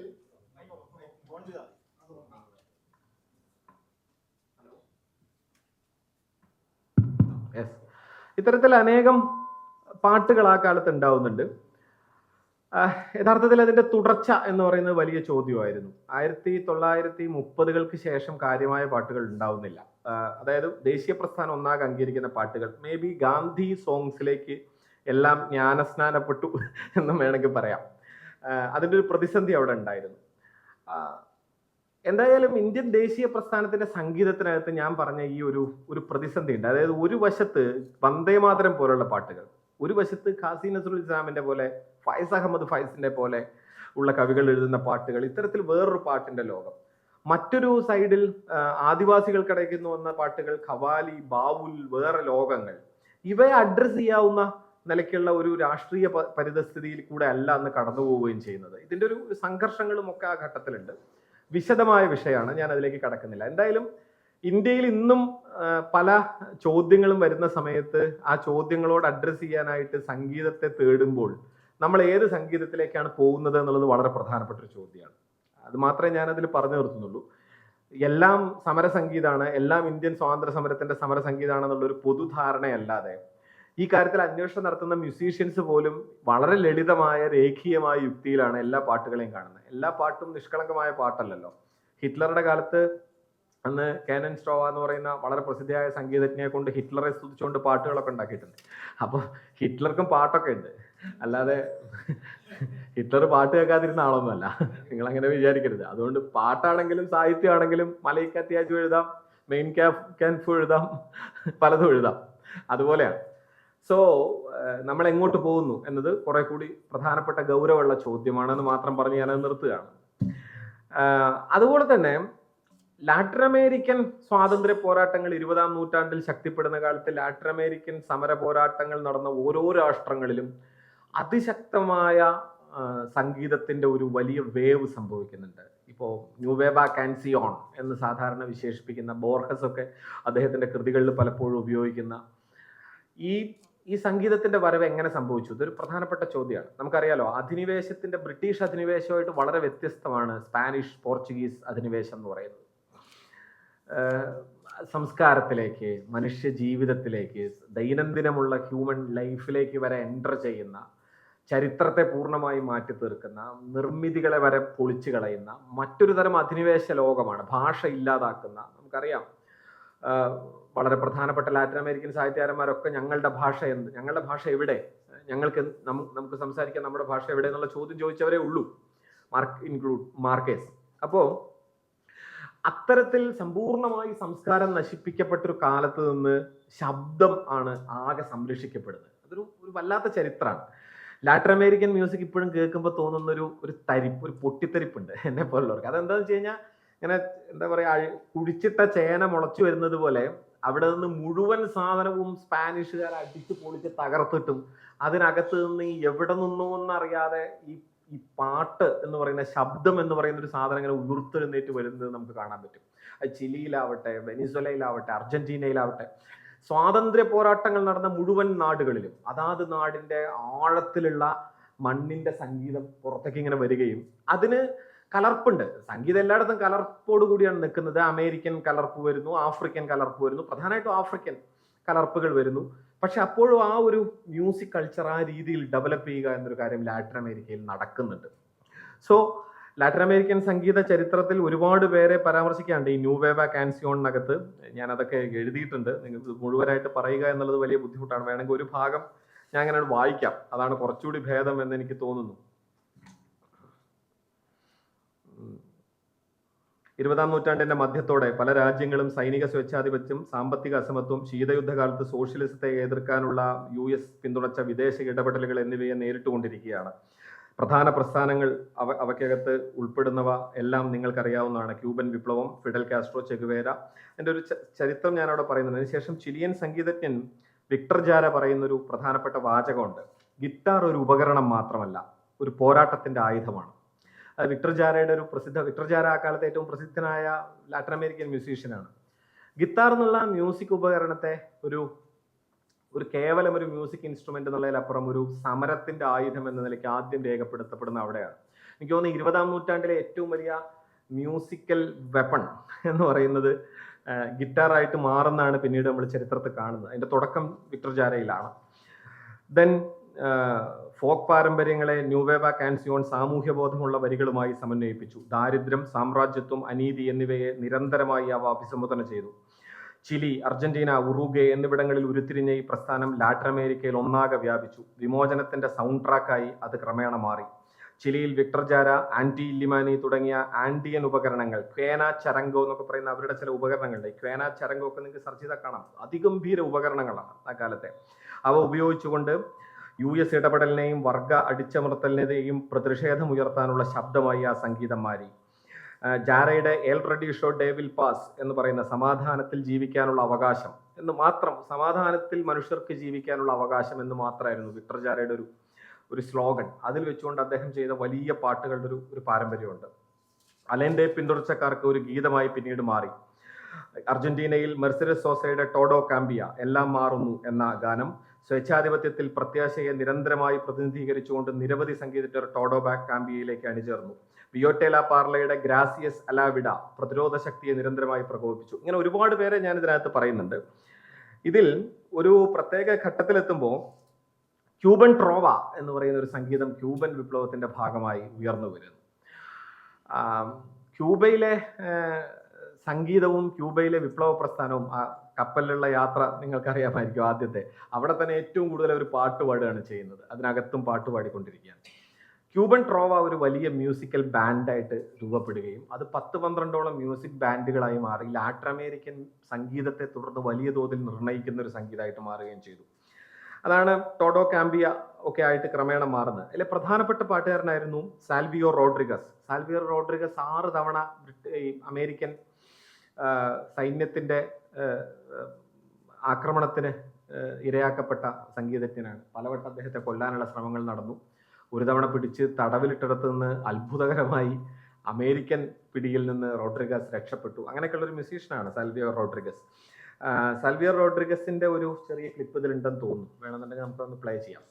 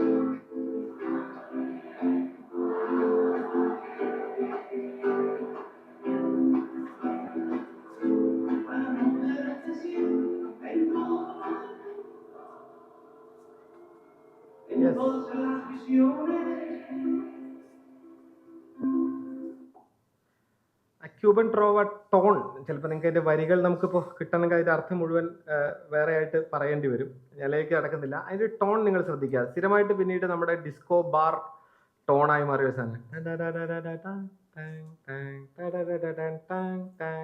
എന്ന് പറയുന്ന ഒക്ടൈവ്സിന്റെ വ്യത്യാസം ദീർഘകാലം നമ്മുടെ ബാർ മ്യൂസിക്കിന്റെ ഒരു ടോണായി മാറി. അത് ക്യൂബയിൽ തുടർന്ന് നടന്ന മാറ്റത്തിന്റെ കൂടി ഭാഗമായിരുന്നു.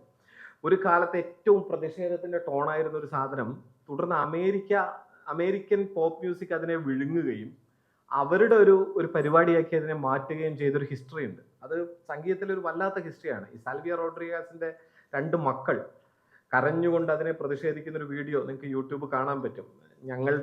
ഞങ്ങളുടെ തറവാട്ടിൽ വന്ന് നിങ്ങൾ അക്രമം കാണിച്ചായിട്ടാണ് ഞങ്ങൾക്ക് തോന്നുന്നത് എന്നൊക്കെ പറഞ്ഞ അവരുടെ ഒരു ഇതുണ്ട്.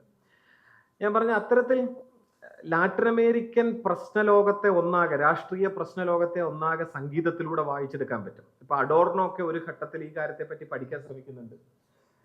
എഡ്വേർഡ് സയ്യിദ് ഈ കാര്യത്തെ പറ്റി, പലസ്തീനെ പറ്റി എഴുതുന്നതിന്റെ ഇടയിൽ എഡ്വേർഡ് സയ്യിദ് എന്താണ് മധ്യേഷ്യൻ സംഗീതത്തിന് സംഭവിക്കാൻ പോകുന്ന പ്രതിസന്ധികൾ എന്നതിനെ കുറിച്ച് പഠിക്കുമ്പോൾ സയ്യിദ് ഉദാഹരിക്കുന്നത് ലാറ്റിൻ അമേരിക്കയിലെ ഈ ഷിഫ്റ്റാണ്. എഡ്വേർഡ് സയ്യിദിന്റെ മ്യൂസിക്കൽ സ്റ്റഡീസ് നിങ്ങൾക്ക് വേണമെന്നുണ്ടെങ്കിൽ കുറച്ചുകൂടി വിശദവായന ആഗ്രഹിക്കുന്നവർക്ക് നോക്കാവുന്നതാണ്. ഞാൻ അതിലേക്ക് ഇനി ഇതൊക്കെ പറഞ്ഞ് ഇതൊക്കെ എൻ്റെ മുന്നിൽ ഒരു പ്രതിസന്ധി ഉണ്ടെന്ന് നിങ്ങൾക്ക് മനസ്സിലാവുണ്ടെന്ന് ഞാൻ തോന്നുന്നു. കാരണം ഇതൊക്കെ ഒരു വലിയ പാരാവാരാണ്. ഇത് കുറച്ചൊക്കെ അറിയാൻ ശ്രമിച്ച ഒരാളെന്നുള്ള നിലയ്ക്ക് എനിക്കിത് എവിടെ പറയേണ്ടതെന്ന് അറിയാതെ ഉണ്ട് മൊത്തത്തിൽ പറയാൻ. സോ അതുകൊണ്ട് അതൊക്കെയാണ് ലാറ്റിൻ അമേരിക്കൻ സംഗീതത്തിന്റെ ഒരു ലോകം.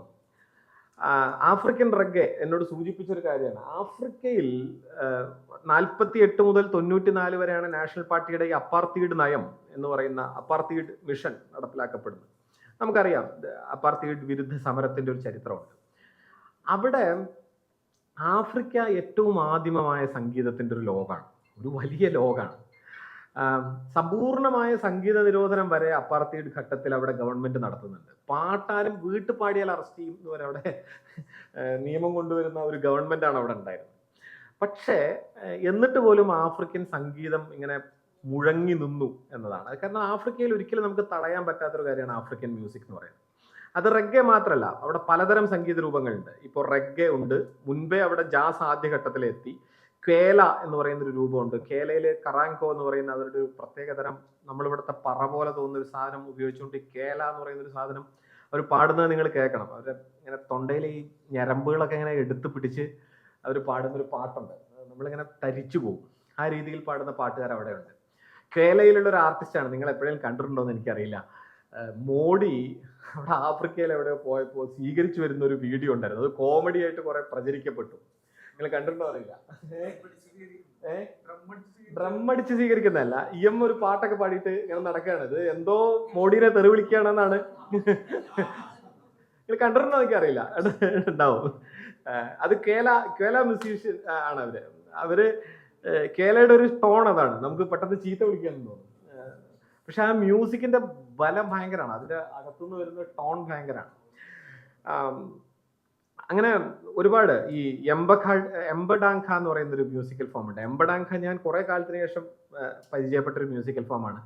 നമ്മുടെ കേരളത്തിൽ നമ്മൾ പരിചയിച്ചിരിക്കുന്ന കുറെ താളങ്ങളുണ്ട്, നാടൻ താളങ്ങളൊക്കെ ഉണ്ട്. അതേ നാടൻ താളങ്ങളുടെ ഒരു ആഫ്രിക്കൻ വേർഷൻ എംബഡാങ്കയിൽ നമുക്ക് കാണാൻ പറ്റും. ലോകത്തെമ്പാടും താളമൊക്കെ ഒരുപോലെയാണ് എന്ന് മനസ്സിലാവുന്ന അങ്ങനെയാണ്. ഇപ്പൊ ഞാനൊരു എക്സാമ്പിൾ മാത്രം പറയാം. ഇപ്പോൾ ഇവിടെ ലക്ഷ്മി താളം എന്നുള്ള പേരിൽ ഒരു നാടൻ താളമുണ്ട്. നമ്മുടെ പഞ്ചാരി മേളത്തിലോ തായമ്പകയിലോ താളമില്ല, കാക്കരശി നൃത്തം പോലത്തെ കിള്ളയിലുണ്ട്. ഇപ്പോൾ താളത്തിന്റെ വായ്ത്താരി പറഞ്ഞാൽ തിത്തിത്തൈ തിക്കിത്തത്തൈ തിത്ത തിക്കുത്ത തിത്തൈ ഇത്ത തിക്കുത്തൈ എന്നാണ് വായ്ത്താരി. കുഞ്ചൻ നമ്പ്യാരൊക്കെ ഈ താളത്തിൽ എഴുതിയിട്ടുണ്ട്, തുള്ളലിൽ എഴുതിയിട്ടുണ്ട്. കൊട്ടിനും പാട്ടിനും ഒട്ടും വിജയ നിനക്കു രസമില്ലേ എന്നാണ്. കാവാലത്തിന്റെ വളരെ പ്രസിദ്ധമായ പാട്ടുണ്ട്. മുക്കുറ്റി തിരുതാളി കാടും പടലും പറിച്ചു കെട്ടിത്ത കെട്ടിത്ത തിത്ത മുക്കുറ്റി തിരുതാ 20 മാത്രാന്ന് ഞങ്ങൾ പറയും. അതിന്റെ ടെക്നിക്കാലിറ്റീസിലേക്ക് ഇപ്പം പോകുന്നില്ല. അപ്പോൾ ഇത് 20-40 ആക്കുമ്പോൾ വലിയ ലക്ഷ്മി എന്ന് പറയും. ഇതിനെ കൊച്ചു ലക്ഷ്മി എന്നാണ് പഴയ കാക്കരശിക്കാർ പറയാം. ഇത് 40 ആക്കിയാൽ വലിയ ലക്ഷ്മിയായി, എല്ലാം ഇരട്ടിച്ചാൽ. അതാണ് 59 പെൺപക്ഷി അതിന്റെ കൂടെ ഒരു ആൺപക്ഷി, ആൺപക്ഷി പെൺപക്ഷി തമ്മിൽ കൊത്തി അങ്ങനെയാണ് 12 തമൃത വരണം. ഇത് വലിയ ലക്ഷ്മിയാണ്. എനിവേ ഈ താളം ഇതേപോലെ നമുക്ക് എംബഡാങ്കയിൽ കേൾക്കാൻ പറ്റും, ഓൾമോസ്റ്റ് ഇതേപോലെ. അതാണ് അതിന്റെ അത്ഭുതം. ഞാൻ എന്നെ ഇങ്ങനെ വിസ്മയിപ്പിച്ച, ഞാനും മനോജ് ചേട്ടനൊക്കെ മനോജ് മുറൂരും ഒക്കെ ചേർന്നൊക്കെയാണ് അതൊക്കെ ഒരു സമയത്ത് അന്വേഷിക്കുന്നത്. സോ ഞാൻ പറഞ്ഞത്, ആഫ്രിക്കയിൽ സംഗീതം നമുക്ക് അടച്ചു വെക്കാൻ ഒരു വഴിയും ഉണ്ടായിരുന്നില്ല. അതുകൊണ്ട് തന്നെ 1867 മുതൽ ഈ ശക്തമായ അടിച്ചമർത്തൽ വരുന്ന ഒരു ഘട്ടം, അതായത് 86-ലെ സ്വർണത്തിന്റെ കണ്ടെത്തൽ, വില കുറഞ്ഞ കറുത്ത തൊഴിലാളികളെ ആശ്രയിച്ച് സാമ്പത്തിക ചൂഷണം നടത്താനുള്ള അപ്പാർത്തൈഡ് തീരുമാനം, ഇത് വരുന്നതോടുകൂടി അതിശക്തമായി ഈ സംഗീതം പൊട്ടിത്തെറിക്കുന്നത് നമുക്ക് കേൾക്കാൻ പറ്റും. അവിടുത്തെ ഒരുപാട്, ഇപ്പൊ ഷാർപ്പുവിൽ കൂട്ടക്കൊല 60-ലാണ് നടക്കുന്നത്, അവിടുത്തെ അപ്പാർത്തൈഡിലെ ഏറ്റവും വലിയ കൂട്ടക്കൊല. 2 സംഭവങ്ങളാണ് നമ്മൾ പറയാം. പിന്നെ ഒന്ന് സോവറ്റോ കലാപമാണ്, 1975-ലോ 76-ലോ ആണ് സോവറ്റോ കലാപം. ഈ 2 കാര്യത്തെയും അതിശക്തമായി വിമർശിക്കുന്നത് പ്രസംഗത്തിലൂടെയല്ല പാട്ടിലൂടെയാണ് എന്നത് അവിടുത്തെ ഒരു സ്ഥിരം രീതിയായിരുന്നു. കാരണം പ്രസംഗിച്ചാൽ അറസ്റ്റ് ചെയ്യപ്പെടും, അറസ്റ്റ് ചെയ്യപ്പെട്ട ഒരാൾ പോലും പിന്നീട് ഭൂമി കാണാത്ത വിധം അജ്ഞാതമാവുകയാണ് അവർ ചെയ്യുന്നത്. അവരൊക്കെ എവിടെ പോയി എന്ന് പോലും അറിയില്ല. നമുക്കിവിടെ ഒരു രാജനൊക്കെ ഉള്ളൂ കാണാതായതെങ്കിൽ 1 ലക്ഷമോ 2 ലക്ഷമോ അല്ല അവിടെ. ഞാൻ രാജൻ എന്ന് പറഞ്ഞു എന്നേ ഉള്ളൂ കേട്ടോ. ആരായാലും അജ്ഞാതരായ മനുഷ്യർ ആ കാലത്ത്. അങ്ങനെ ഒരു ലോകമാണ് അന്നത്തെ അപ്പാർത്തൈഡ് ആഫ്രിക്ക എന്ന് പറയുന്നത്. അപ്പം സിഫിസോ എൻടുലി എന്ന് പറയുന്ന അവിടുത്തെ ഒരു പ്രധാന പാട്ടുകാരുണ്ട്. അവർ പറയുന്നൊരു കാര്യമുണ്ട്, നമ്മൾ എവിടെ നിന്ന് വരുന്നു എന്ന് മനസ്സിലാവാത്തവർക്കായി നമുക്കൊരു ഗാനം വഴി നിരന്തരമായി ആശയവിനിമയം നടത്താം എന്നാണ് അവരുടെ പ്രധാന നോട്ട്. നമ്മൾ എവിടെ നിന്ന് വരുന്നു, അതായത് എവിടെ നിന്നാണ്, എന്താണ് ഞങ്ങൾ പറയാൻ പോകുന്നത്, ഞങ്ങൾ എവിടെ നിന്നാണ് വരുന്നത് എന്നറിയാനായിട്ടുള്ള വഴി നമുക്കൊരു പാട്ട് പാടുകയാണ്. അതുകൊണ്ട് ആഫ്രിക്കൻ അപ്പാർത്തൈഡ് സമരത്തിന്റെ മിക്ക വേദികളിലും തെരുവുകളിൽ പാട്ട് ഒരു പ്രധാനപ്പെട്ട കാര്യമായിരുന്നു. ഏതാണ്ട് ഒരു 3/4 മണിക്കൂറോ 1 മണിക്കൂറോ പാടുക, ഒരു 10 മിനിറ്റ് നേരം സംസാരിക്കുക, അങ്ങനെയാണ് ഉണ്ടായിരുന്നത്. ഒരുപാട് വലിയൊരു ചരിത്രമാണ് മണ്ടേലയുമായി ബന്ധപ്പെട്ടുകൊണ്ട്. ഈ ഖൗലേസ എന്ന് പറഞ്ഞ് കുട്ടികളുടെ ഒരു ചെറിയ പാട്ടുണ്ടായിരുന്നു, ആ പാട്ടിനെ വരെ നിരോധിച്ചതിലുണ്ടായ പ്രതിഷേധം. അബ്ദുള്ള ഇബ്രാഹിമും മിറിയം മക്കേബയും ആയിരുന്നു നിരന്തരം നിരോധിക്കുന്നു. രണ്ടുപേരുടെയും പാട്ടുകൾ വീണ്ടും വീണ്ടും. മാമ ആഫ്രിക്ക എന്ന് പറഞ്ഞിട്ട് TD രാമകൃഷ്ണന്റെ ഒരു നോവൽ എടുത്താൽ ഇത് ഇറങ്ങിയിരുന്നു. മാമ ആഫ്രിക്ക എന്ന് പറയുന്നത് ഈ മിറിയം മക്കേബ ആണ് അതിലെ ഒരു പ്രധാനപ്പെട്ട ക്യാരക്ടർ. മിറിയം മക്കേബയുടെ നിരവധി പാട്ടുകളുണ്ട്. മിറിയം മക്കേബയുടെ പാട്ടുകളാണ് ഈ സോവറ്റോ കലാപത്തിനൊക്കെതിരെ ശക്തമായി പാട്ടായിട്ട് മുന്നോട്ട് വന്നത്. സോവറ്റോ ബ്ലൂസ് എന്ന് പറയുന്ന ഒരു പാട്ടുണ്ട്. അത് അപ്പാർത്തൈഡ് ഘട്ടത്തിൽ നിരോധിക്കുകയും മിറിയം മക്കേബയെ കൊണ്ടുപോയി പല്ലുകളൊക്കെ അടിച്ച് കളയുകയൊക്കെ ചെയ്തു. അത് വലിയ പ്രതിഷേധത്തിനിരയായി. അവർ ആ പല്ലുകൾ മുഴുവൻ കൊണ്ടുവന്ന ഒരു സംഗീത വേദിയിൽ ഇങ്ങനെ മുമ്പിൽ ഇങ്ങനെ ജനങ്ങളുടെ മുന്നിൽ ഇങ്ങനെ അവിടുന്ന് ശേഖരിച്ച പല്ലുകൾ, എൻ്റെ പല്ലുകൾ എന്ന് പറഞ്ഞ് ഇങ്ങനെ ഇട്ടിട്ട് പാടുന്ന ഒരു രംഗമുണ്ട്. ഭീകരമായ രംഗമാണ്. അതിന്റെ വീഡിയോ ലഭ്യമല്ല. ഈ സോവറ്റോ ബ്ലൂസ് എനിക്ക് തോന്നുന്നു ഇതിനകത്ത് ഉണ്ട് തോന്നുന്നു, മിറിയം മക്കേബയുടെ. താല്പര്യം ഉണ്ടെങ്കിൽ ഒന്ന് പ്ലേ ചെയ്യാം.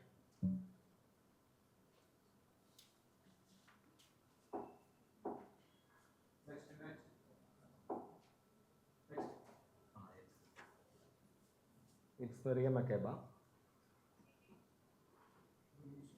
Here's a song that was written for us by Hugh Masekela. He calls it Soweto Blues.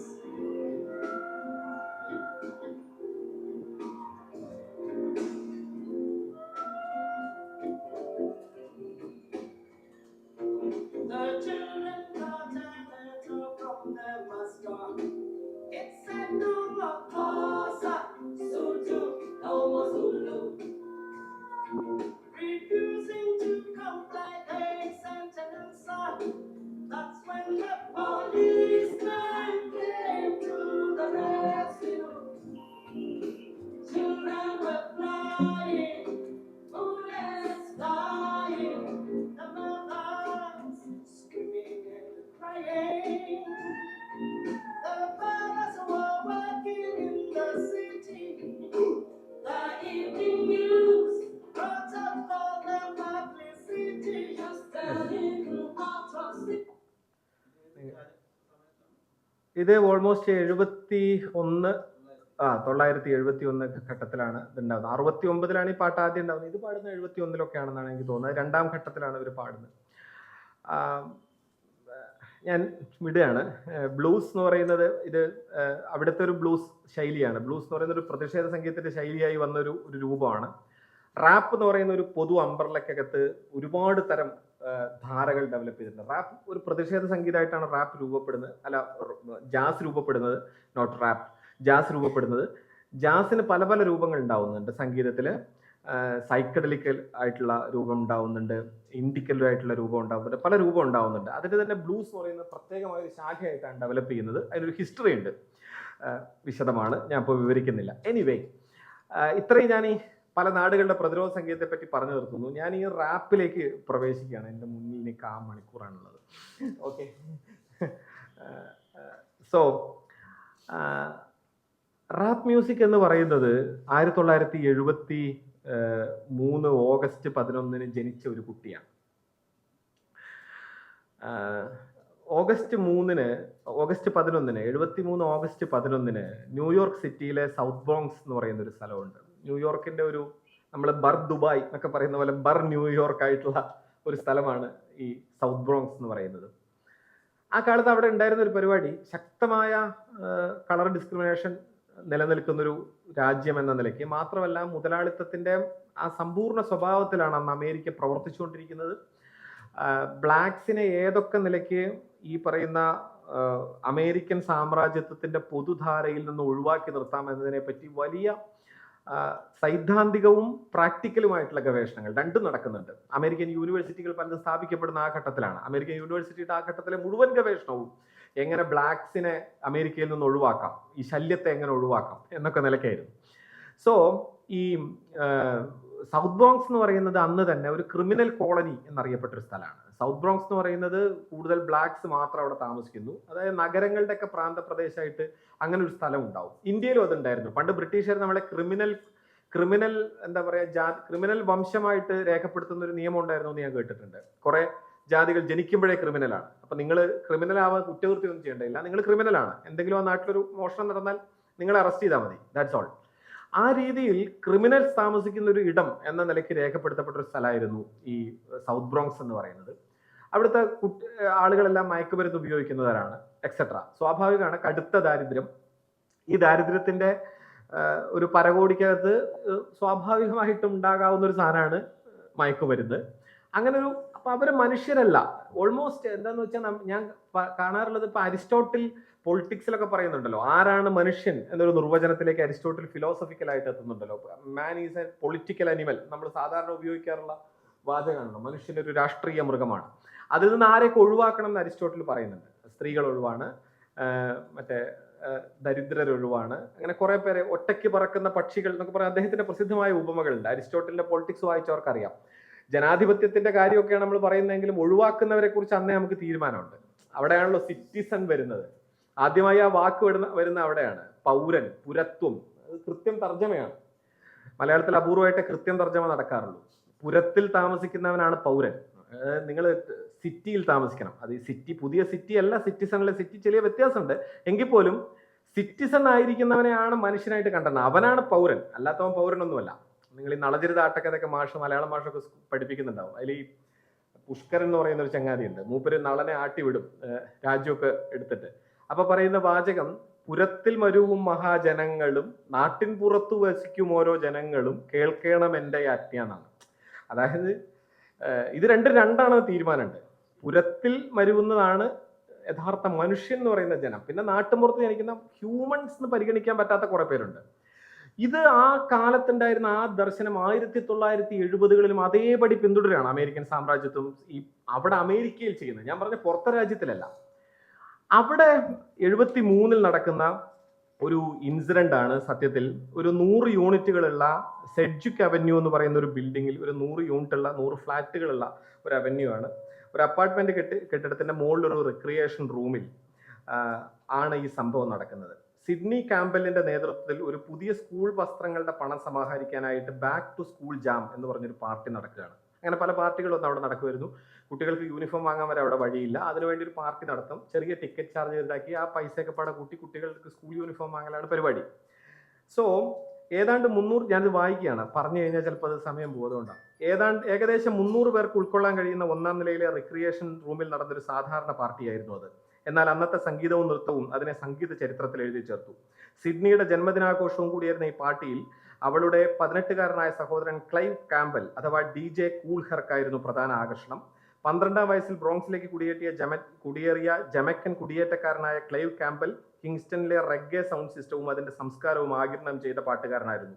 ഹെർക്കിന്റെ playlist വൈവിധ്യപൂർണ്ണവും ആ കാലത്തെ ഡിസ്കോ, സൈക്കോളജിക്കൽ റോക്ക് ട്രെൻഡുകളിൽ നിന്ന് വളരെ വ്യത്യസ്തവുമായിരുന്നു. ജിമ്മി കാസ്റ്റർ ബെഞ്ചിന്റെ ഇറ്റ്സ് ജസ്റ്റ് ബിഗൻ, ജെയിംസ് ബ്രൗണിന്റെ ലൈവ് ആൽബങ്ങളിൽ നിന്നുള്ള റോ ട്രാക്കുകൾ, ഫങ്കർ, സോൾ തുടങ്ങിയ റെക്കോർഡുകൾ എന്നിവയെല്ലാം ഹെർക്ക് പ്ലേ ചെയ്തുകൊണ്ടിരുന്നു. അങ്ങനെ മുന്നോട്ട് പോവുകയാണ് ആ ഒരു മ്യൂസിക്കൽ പാർട്ടി. ആ സമയത്ത് ബ്രോങ്സ് യുവാക്കളെ ആകർഷിക്കാൻ വേണ്ടി ഹെർക്കിന്റെ സുഹൃത്തായിട്ടുള്ള ഈ കോക്ലാ റോക്ക് എന്ന് പറയുന്ന ഒരു ഫ്രണ്ട് ഒരു സ്വമേധയാ ഒരു മൈക്രോഫോൺ എടുത്ത് സുഹൃത്തുക്കളുടെ പേര് വിളിച്ചും ബ്രേക്ക് ബീറ്റുകൾക്ക് മുകളിൽ ആവേശകരമായ റൈമുകൾ ഇങ്ങനെ പറഞ്ഞും തുടങ്ങി. ഇതിനെയാണ് ആദ്യത്തെ റാപ്പ് ഇൻസിഡന്റ് എന്ന് രേഖപ്പെടുത്തപ്പെടുന്നത്. അത് ഭയങ്കരമായി എല്ലാവർക്കും ഇഷ്ടാവുന്നു. ഈ പാർട്ടിയോടുകൂടി ലാഹർക്ക് ഒരു താരമായി മാറുന്നു. ഹെർക്കിന്റെ പാർട്ടികൾ സെഡാർ പാർക്ക് വളരെ പ്രധാനപ്പെട്ട സ്ഥലങ്ങളിലേക്ക് മാറുന്നു. ഗ്രാൻഡ് മാസ്റ്റർ ഫ്ലാഷ് എന്ന് പറയുന്ന അക്കാലത്തെ പ്രധാനപ്പെട്ട അവിടുത്തെ ഒരു റോക്ക് സംഗീതജ്ഞൻ, ഇത് കൊള്ളാമല്ലോ, ഈ പാട്ടൊന്നുമല്ല, അതിനിടയ്ക്കിടയ്ക്ക് ആ ബീറ്റിൽ ഇങ്ങനെ പറഞ്ഞുകൊണ്ടിരിക്കുക, സ്പീഡി ആയിട്ട് വാക്കുകൾ പറയുക, അത് കൊള്ളാവുന്ന ഒരു പരിപാടിയാണ് തിരിച്ചറിയുകയും ഗ്രാൻഡ് മാസ്റ്റർ ഫ്ലാഷ് അത് കാര്യമായി എടുക്കുകയും ചെയ്യുന്നു. തുടർന്ന് ക്രമേണ റാപ്പിന്റെ ഒരു ഹിസ്റ്ററി ആരംഭിക്കുകയാണ്. അത് ഹിപ്പ് ഹോപ്പിന്റെ ഒരു ഉദയമാണത്. യഥാർത്ഥത്തിൽ റാപ്പിന്റെ മാത്രമല്ല, ഹിപ്പ് ഹോപ്പ് കൾച്ചറിന്റെ ഒരു ഉദയമാണ്. ഹിപ്പ് ഹോപ്പിന്റെ ഒരു രാഷ്ട്രീയ പശ്ചാത്തലം വിശദമാണ്, ഞാനത് വിവരിക്കുന്നില്ല. ഹിപ്പ് ഹോപ്പ് എന്ന് പറയുന്നത് പ്രധാനമായും 4 തൂണുകളായിട്ട് പറയുന്ന ഒരു കാര്യമാണ്. ഹിപ്പ് ഹോപ്പിന് 4 തൂണുണ്ട് എന്ന് പറയും. അതിലെ ഒന്നാണ് ഡിജെയിങ്. എന്ന് പറയുന്നത്. നമ്മൾ ഡി ജെ പാർട്ടി എന്ന് പറയുമ്പോൾ നിങ്ങൾക്ക് എല്ലാവർക്കും അത് കേരളത്തിൽ ഇപ്പോൾ സുപരിചിതമാണ്. പൊതുവെ ഡി ജെ എന്ന് പറയുന്നതാണ് ഹിപ്പ് ഹോപ്പിന്റെ ഒരു കൾച്ചർ. രണ്ടാമത്തെ ഒരു കൾച്ചർ എന്ന് പറയുന്നത് റാപ്പിംഗ് ആണ്. അതാണ് രണ്ടാമത്തെ ഒരു തൂണ്. മൂന്നാമത്തെ ഒരു തൂണ് ബ്രേക്ക് ഡാൻസ് ആണ്. ഇന്ന് മലയാളിക്ക് ബ്രേക്ക് ഡാൻസ് എന്താണെന്ന് പറയേണ്ടത്. മൈക്കിൾ ജാക്സൺ വന്നതോടുകൂടി ബ്രേക്ക് ഡാൻസ് കുറെ കൂടി ലോകത്തെമ്പാടും സുപരിചിതമായി. നാലാമത്തെ ഒന്ന് ഗ്രാഫിറ്റിയാണ്.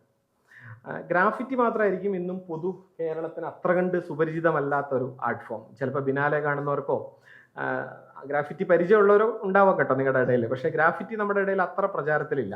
ഗ്രാഫിറ്റി ചിത്രകലയുടെ ഒരു വികൃതവൽക്കരണമാണ് എന്ന വാദം ശക്തമായി വ്യവസ്ഥാപിതവാദികൾ ഉന്നയിക്കുകയും ചെയ്തുകൊണ്ടിരുന്നു. അതുകൊണ്ട് ഗ്രാഫിറ്റി ഇന്നും അത്ര ശക്തമായിട്ടില്ല. ഈ 4 എണ്ണമാണ് നമ്മൾ ഹിപ്പ് ഹോപ്പിന്റെ 4 തൂണുകൾ എന്ന് പറയാം. ഇതിലെ രണ്ടാമത്തെ ഏറ്റവും പ്രധാനപ്പെട്ട തൂണാണ് ഈ റാപ്പ് എന്ന് പറയുന്നത്. റാപ്പ് ക്രമേണ ആഗോളമായി വ്യാപിക്കപ്പെടുന്നു. ഈ ആദ്യഘട്ടത്തിലെ എനിക്ക് തോന്നുന്നു കൂൾ ഹാർക്കിന്റെയോ അല്ലെങ്കിൽ ഗ്രാൻഡ് മാസ്റ്റർ ഫ്ലാഷിന്റെയോ എന്തെങ്കിലും ഒരു റെക്കോർഡ് ഇതിലുണ്ടാവും. ഒന്ന് പ്ലേ ചെയ്ത് നോക്കിയാൽ.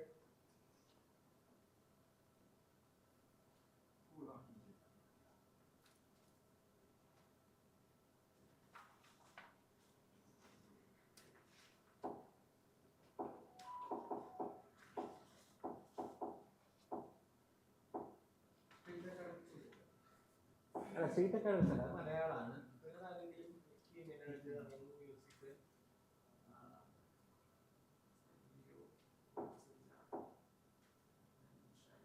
കാണുന്നില്ല അല്ലെ? എത്ര ഉള്ളൂ അല്ലേ? റൺ MDC എന്നുള്ള സാധനം ഇവിടെ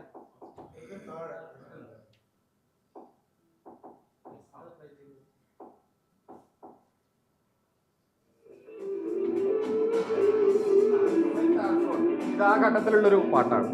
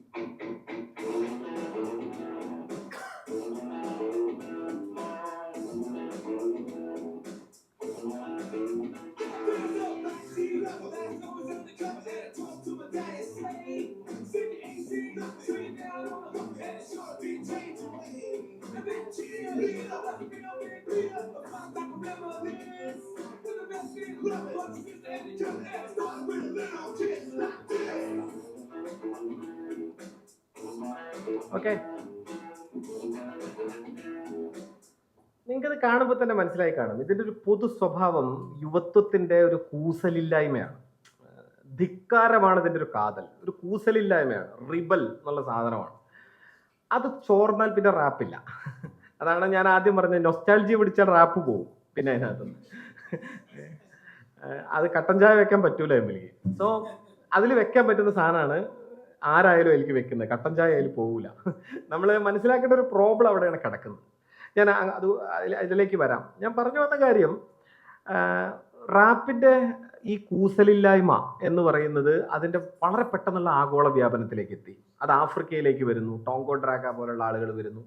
മിക്കി മിനാജ് വരുന്നു. അങ്ങനെ പുതിയ പുതിയ അനേകം ഫെമിനൻ ആയിട്ടുള്ള ഗംഭീര ആവിഷ്കാരങ്ങൾ വരുന്നു. വൈറ്റും ബ്ലാക്കും ഒരുപോലെ റാപ്പിൽ പ്രബലമായി തീരുന്നു. തുർക്കി പോലുള്ള രാജ്യങ്ങളിൽ നിന്ന് അതിഗംഭീരമായ റാപ്പ് ആർട്ടിസ്റ്റുകൾ ജനിച്ചു വരുന്നു. ഇപ്പോൾ മിക്കി മിനാജ് എന്ന് പറയുന്ന, മിക്കി മിനാജ് ഇതിലുണ്ടെന്ന് തോന്നുന്നു, അന്ന് പ്ലേ ചെയ്തോളൂ. ഒരു സ്ത്രീ, ഒരു ലോകത്തിലെ ഏറ്റവും കൂടുതൽ പ്രസിദ്ധയായ പെൺ റാപ്പർമാരിൽ ഒരാളാണ് മിക്കി മിനാജ്.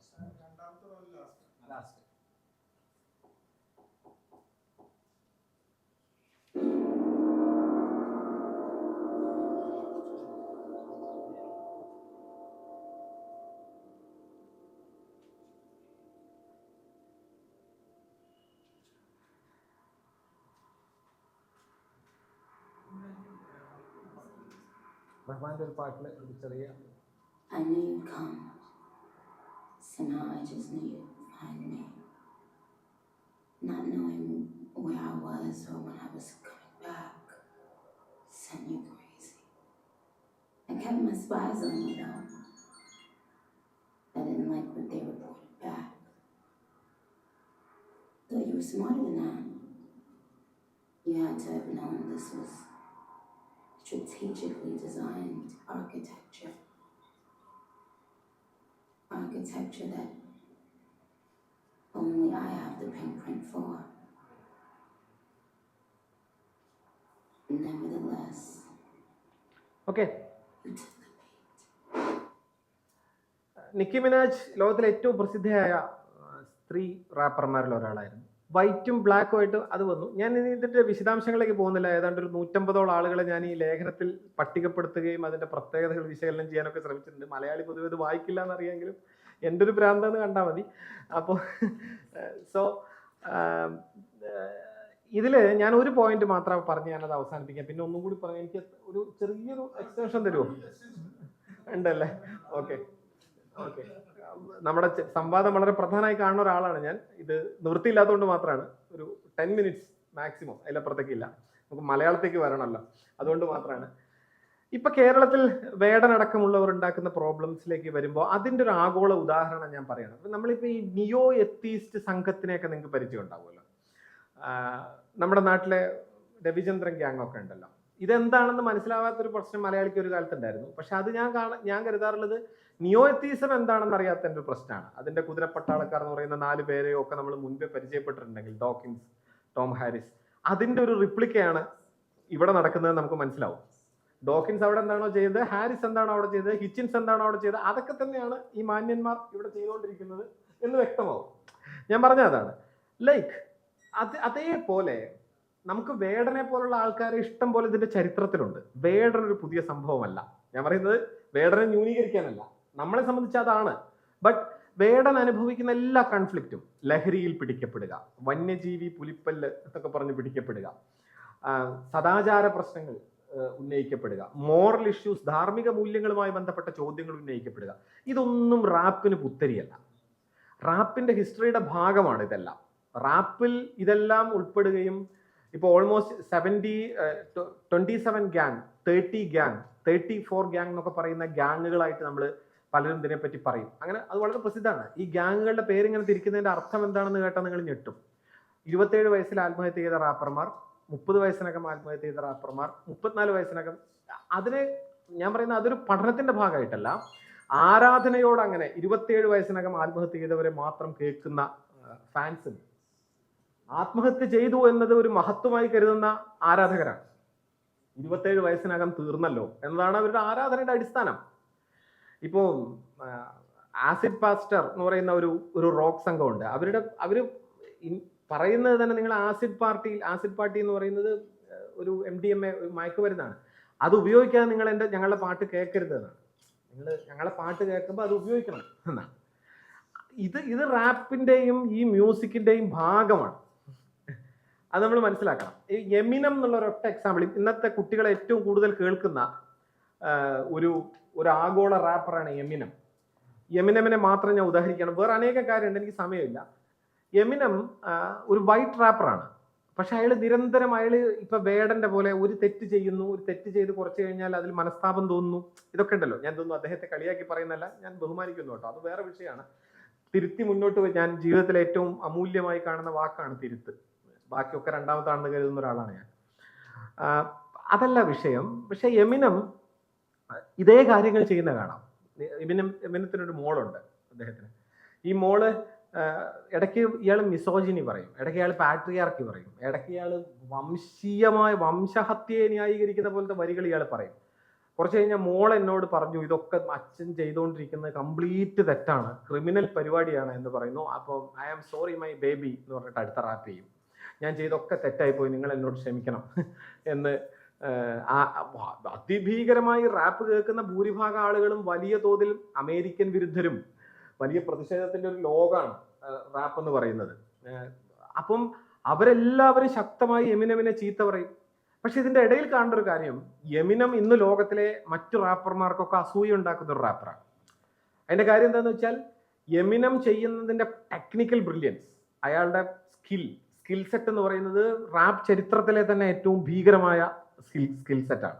എന്ന് വെച്ചാൽ ഇപ്പൊ വാക്ക് പറയുക എന്ന് പറഞ്ഞാൽ, ഞാനിപ്പോൾ ഇതിൽ ഗോഡ്സില്ല എന്ന് പറയുന്ന സാധനമുണ്ട്, അത് പ്ലേ ചെയ്യാം, അത് കേട്ടാൽ നിങ്ങൾക്ക് മനസ്സിലാവും.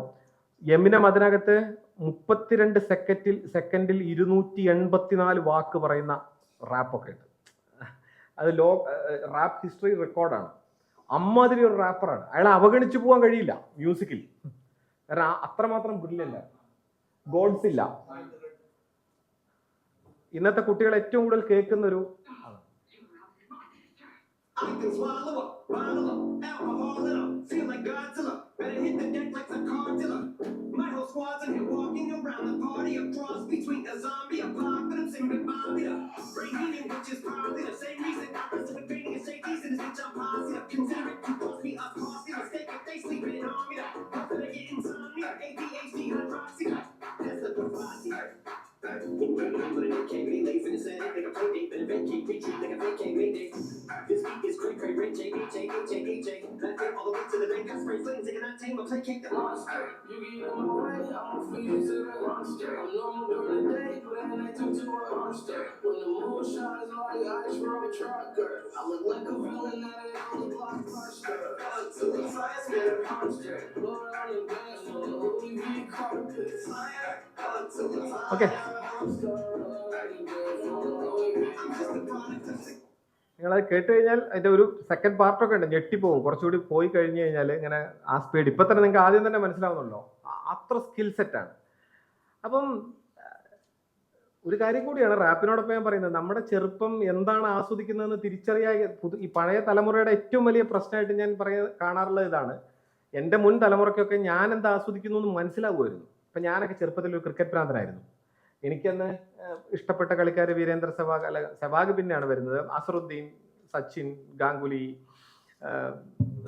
രാഹുൽ ദ്രാവിഡ്, ഇവരൊക്കെ ആയിരുന്നു. എൻ്റെ അമ്മാവന്മാരൊക്കെ ഉണ്ട്. അവർക്ക് ഏറ്റവും പ്രിയപ്പെട്ട ആളുകൾ എന്ന് പറയുന്നത് ഗവാസ്കർ, രവിശാസ്ത്രി, കപിൽ ദേവ് ഗ്യാങ് ആണ്. അപ്പൊ അവര് എന്നോട് ഇങ്ങനെ പറയും, നിനക്കൊക്കെ എന്താ അറിയാടാ, അതൊക്കെ പിള്ളേര് കളിയാണ്, ഇവരൊക്കെ കളിക്കുന്നത്, കപിൽ ദേവിന്റെ കളി കാണണം. നമ്മളിങ്ങനെ കേൾക്കും. പക്ഷേ അവര് അതാണ് പറയുന്ന, അവരുടെ ഇഷ്ടപ്പെട്ട കളിക്കാർ അതാണെങ്കിലും അവർക്ക് സച്ചിനെ അറിയാം, അവർക്ക് ഗാംഗുലിയെ അറിയാം, അവർക്ക് ഇവരെ അറിയാം. അതായത് അറിയാം എന്നത് മറ്റൊരു കാര്യമാണ്, ഒരു തലമുറ എന്താ ആസ്വദിക്കുന്നു എന്നത് അറിയാം. ഇവിടുത്തെ പ്രശ്നം എന്താണെന്ന് വെച്ച് കഴിഞ്ഞാൽ, നിങ്ങൾ എത്ര പേർ എമിനെമിനെ കേട്ടിട്ടുണ്ട്? നിങ്ങളുടെ വീട്ടിൽ പോയിട്ട് അടുത്ത തലമുറയിലെ ആളുകളോട് ആരാ എമിനം എന്ന് ചോദിച്ചു നോക്കൂ, അവർ പച്ചവെള്ളം പോലെ പറഞ്ഞു തരും. എത്ര പേര് കെ പോപ്പ് കേട്ടിട്ടുണ്ട്? എത്ര പേര് ഡാർക്ക് സീരീസ് എന്താണെന്ന് മനസ്സിലാക്കാൻ ശ്രമിച്ചിട്ടുണ്ട്? ഞാനത് നിങ്ങളല്ല, ഞാൻ എന്നെ അടക്കം ഉൾപ്പെടുത്തി പറഞ്ഞാണെന്ന് വെച്ചോളൂ. എനിക്ക് 9ാം ക്ലാസ്സിൽ പഠിക്കുന്ന ഒരു മോളുണ്ട്. അവളാണ് എനിക്ക് പല ആളുകളെയും പരിചയപ്പെട്ടു. ഈ ലേഖനം എഴുതുന്ന സമയത്ത് ഞാൻ ലേഖനത്തിന്റെ റെഫറൻസ് കൊടുക്കുമ്പോൾ അതിൽ അഡോർണോയും മറ്റേ എഡ്വേർഡ് സെയ്ദും വരെയുള്ള മഹാന്മാരൊക്കെ ഉണ്ട്. ഏറ്റവും അടിയിലുള്ളത് മകൾ നങ്ങേലിയുമായുള്ള ജെൻസി റെഫറൻസുകൾ എന്നാണ്. കാരണം ഞാനത് എൻ്റെ മോളുടെ പേര് വെക്കാനായിട്ട് വെച്ചല്ല, സത്യസന്ധമായി വെച്ചാണ്. കാരണം അവളാണ് എനിക്ക് റെഫറൻസ് തരുന്നത്. അവൾക്കറിയുന്ന വിവരം എനിക്കില്ല, സ്വാഭാവികമാണത്. ഓക്കെ, ഞാൻ പറഞ്ഞു വന്ന കാര്യം ഇതാണ്. ആഗോള റാപ്പ് ഹിസ്റ്ററിയുടെ ഒരു സംക്ഷിപ്തം. ഇതുപോലും സംക്ഷിപ്തമല്ല, ഒരു കടലാണ് ഞാനതിനെ അവതരിപ്പിച്ചത്. മലയാളത്തിലേക്ക് വരുമ്പോൾ എനിക്ക് തോന്നുന്നത് മലയാളത്തിൽ വളരെ വൈകി വന്ന നില, മലയാളത്തിലെല്ലാം വൈകിയേ വരാറുള്ളൂ, അങ്ങനെ ഉണ്ടല്ലോ. അപ്പം ഏറ്റവും പുതിയതുപോലെ സ്വീകരിക്കുകയും അന്തം വിടുകയും ഒക്കെ ചെയ്യും. മലയാളിയുടെ ഒരു ഇതാണ്. എനിക്ക് തോന്നുന്നത് കുറെ കാലങ്ങൾക്ക് മുമ്പ് അതിനകത്തുണ്ട്, നിങ്ങൾക്ക് വേണമെങ്കിൽ അത് പ്ലേ ചെയ്യാം കേൾക്കാത്തവർക്ക് വേണ്ടി. ബക്കറ്റ്, നീല ബക്കറ്റ് എന്നൊരു പാട്ട്. അതാണ് എൻ്റെ അറിവിൽ. അതുണ്ട്, പക്ഷെ അതൊരു ചലച്ചിത്ര റാപ്പിന്റെ ഒരു ഭാഗം മാത്രമാണ്. അതിപ്പോ അങ്ങനെ പറയുകയാണെങ്കിൽ A.R. റഹ്മാൻ പെട്രോൾ റാപ്പ് ഒക്കെ ചെയ്യുന്നുണ്ട്. ഓക്കെ, ബട്ട് ഒരു ആൽബം സോങ് പോലെ ഒരു റാപ്പ് വരുന്നത് നീല ബക്കറ്റാണ്. അതൊരു പാരഡിയാണ്. അതായത് 15 സെന്റ് എന്ന് പറയുന്ന ഒരു റാപ്പ് ഉണ്ട് മുമ്പ് തന്നെ. 15 സെന്റിന്റെ ഒരു റാപ്പിന്റെ ക്ലിയർ പാരഡിയാണ്. വേണമെങ്കിൽ വെക്കാം, പ്ലേ ചെയ്യണോ? Yes, okay.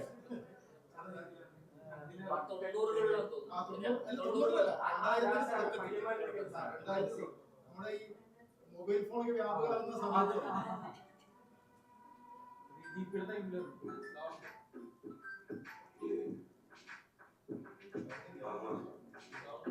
സൗണ്ട്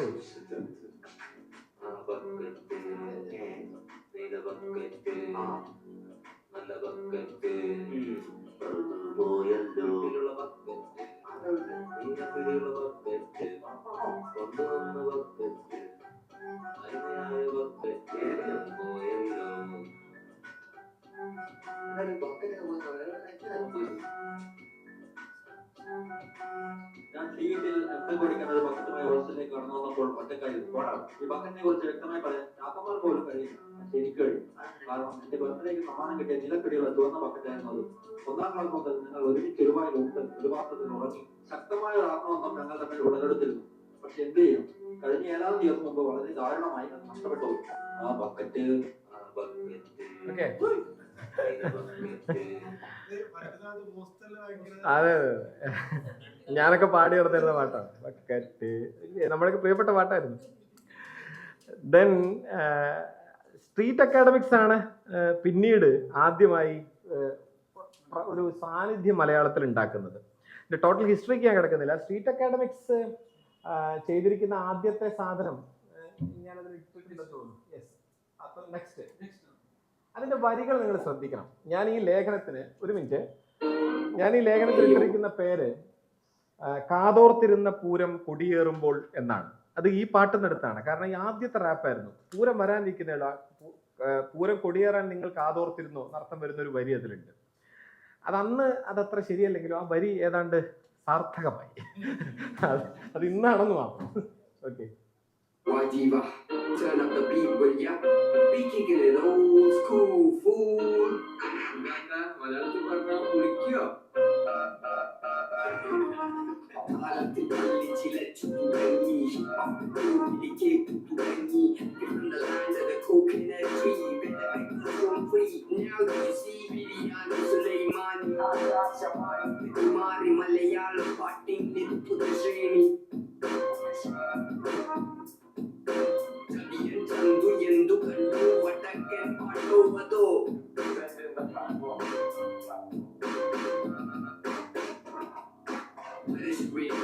മഴുവിരിഞ്ഞു കാച്ചും കണ്ടിട്ടിരുന്നു ജന്മ കൂത്തു തുടങ്ങി നന്യാരോരെ പാട്ട് മുടങ്ങി.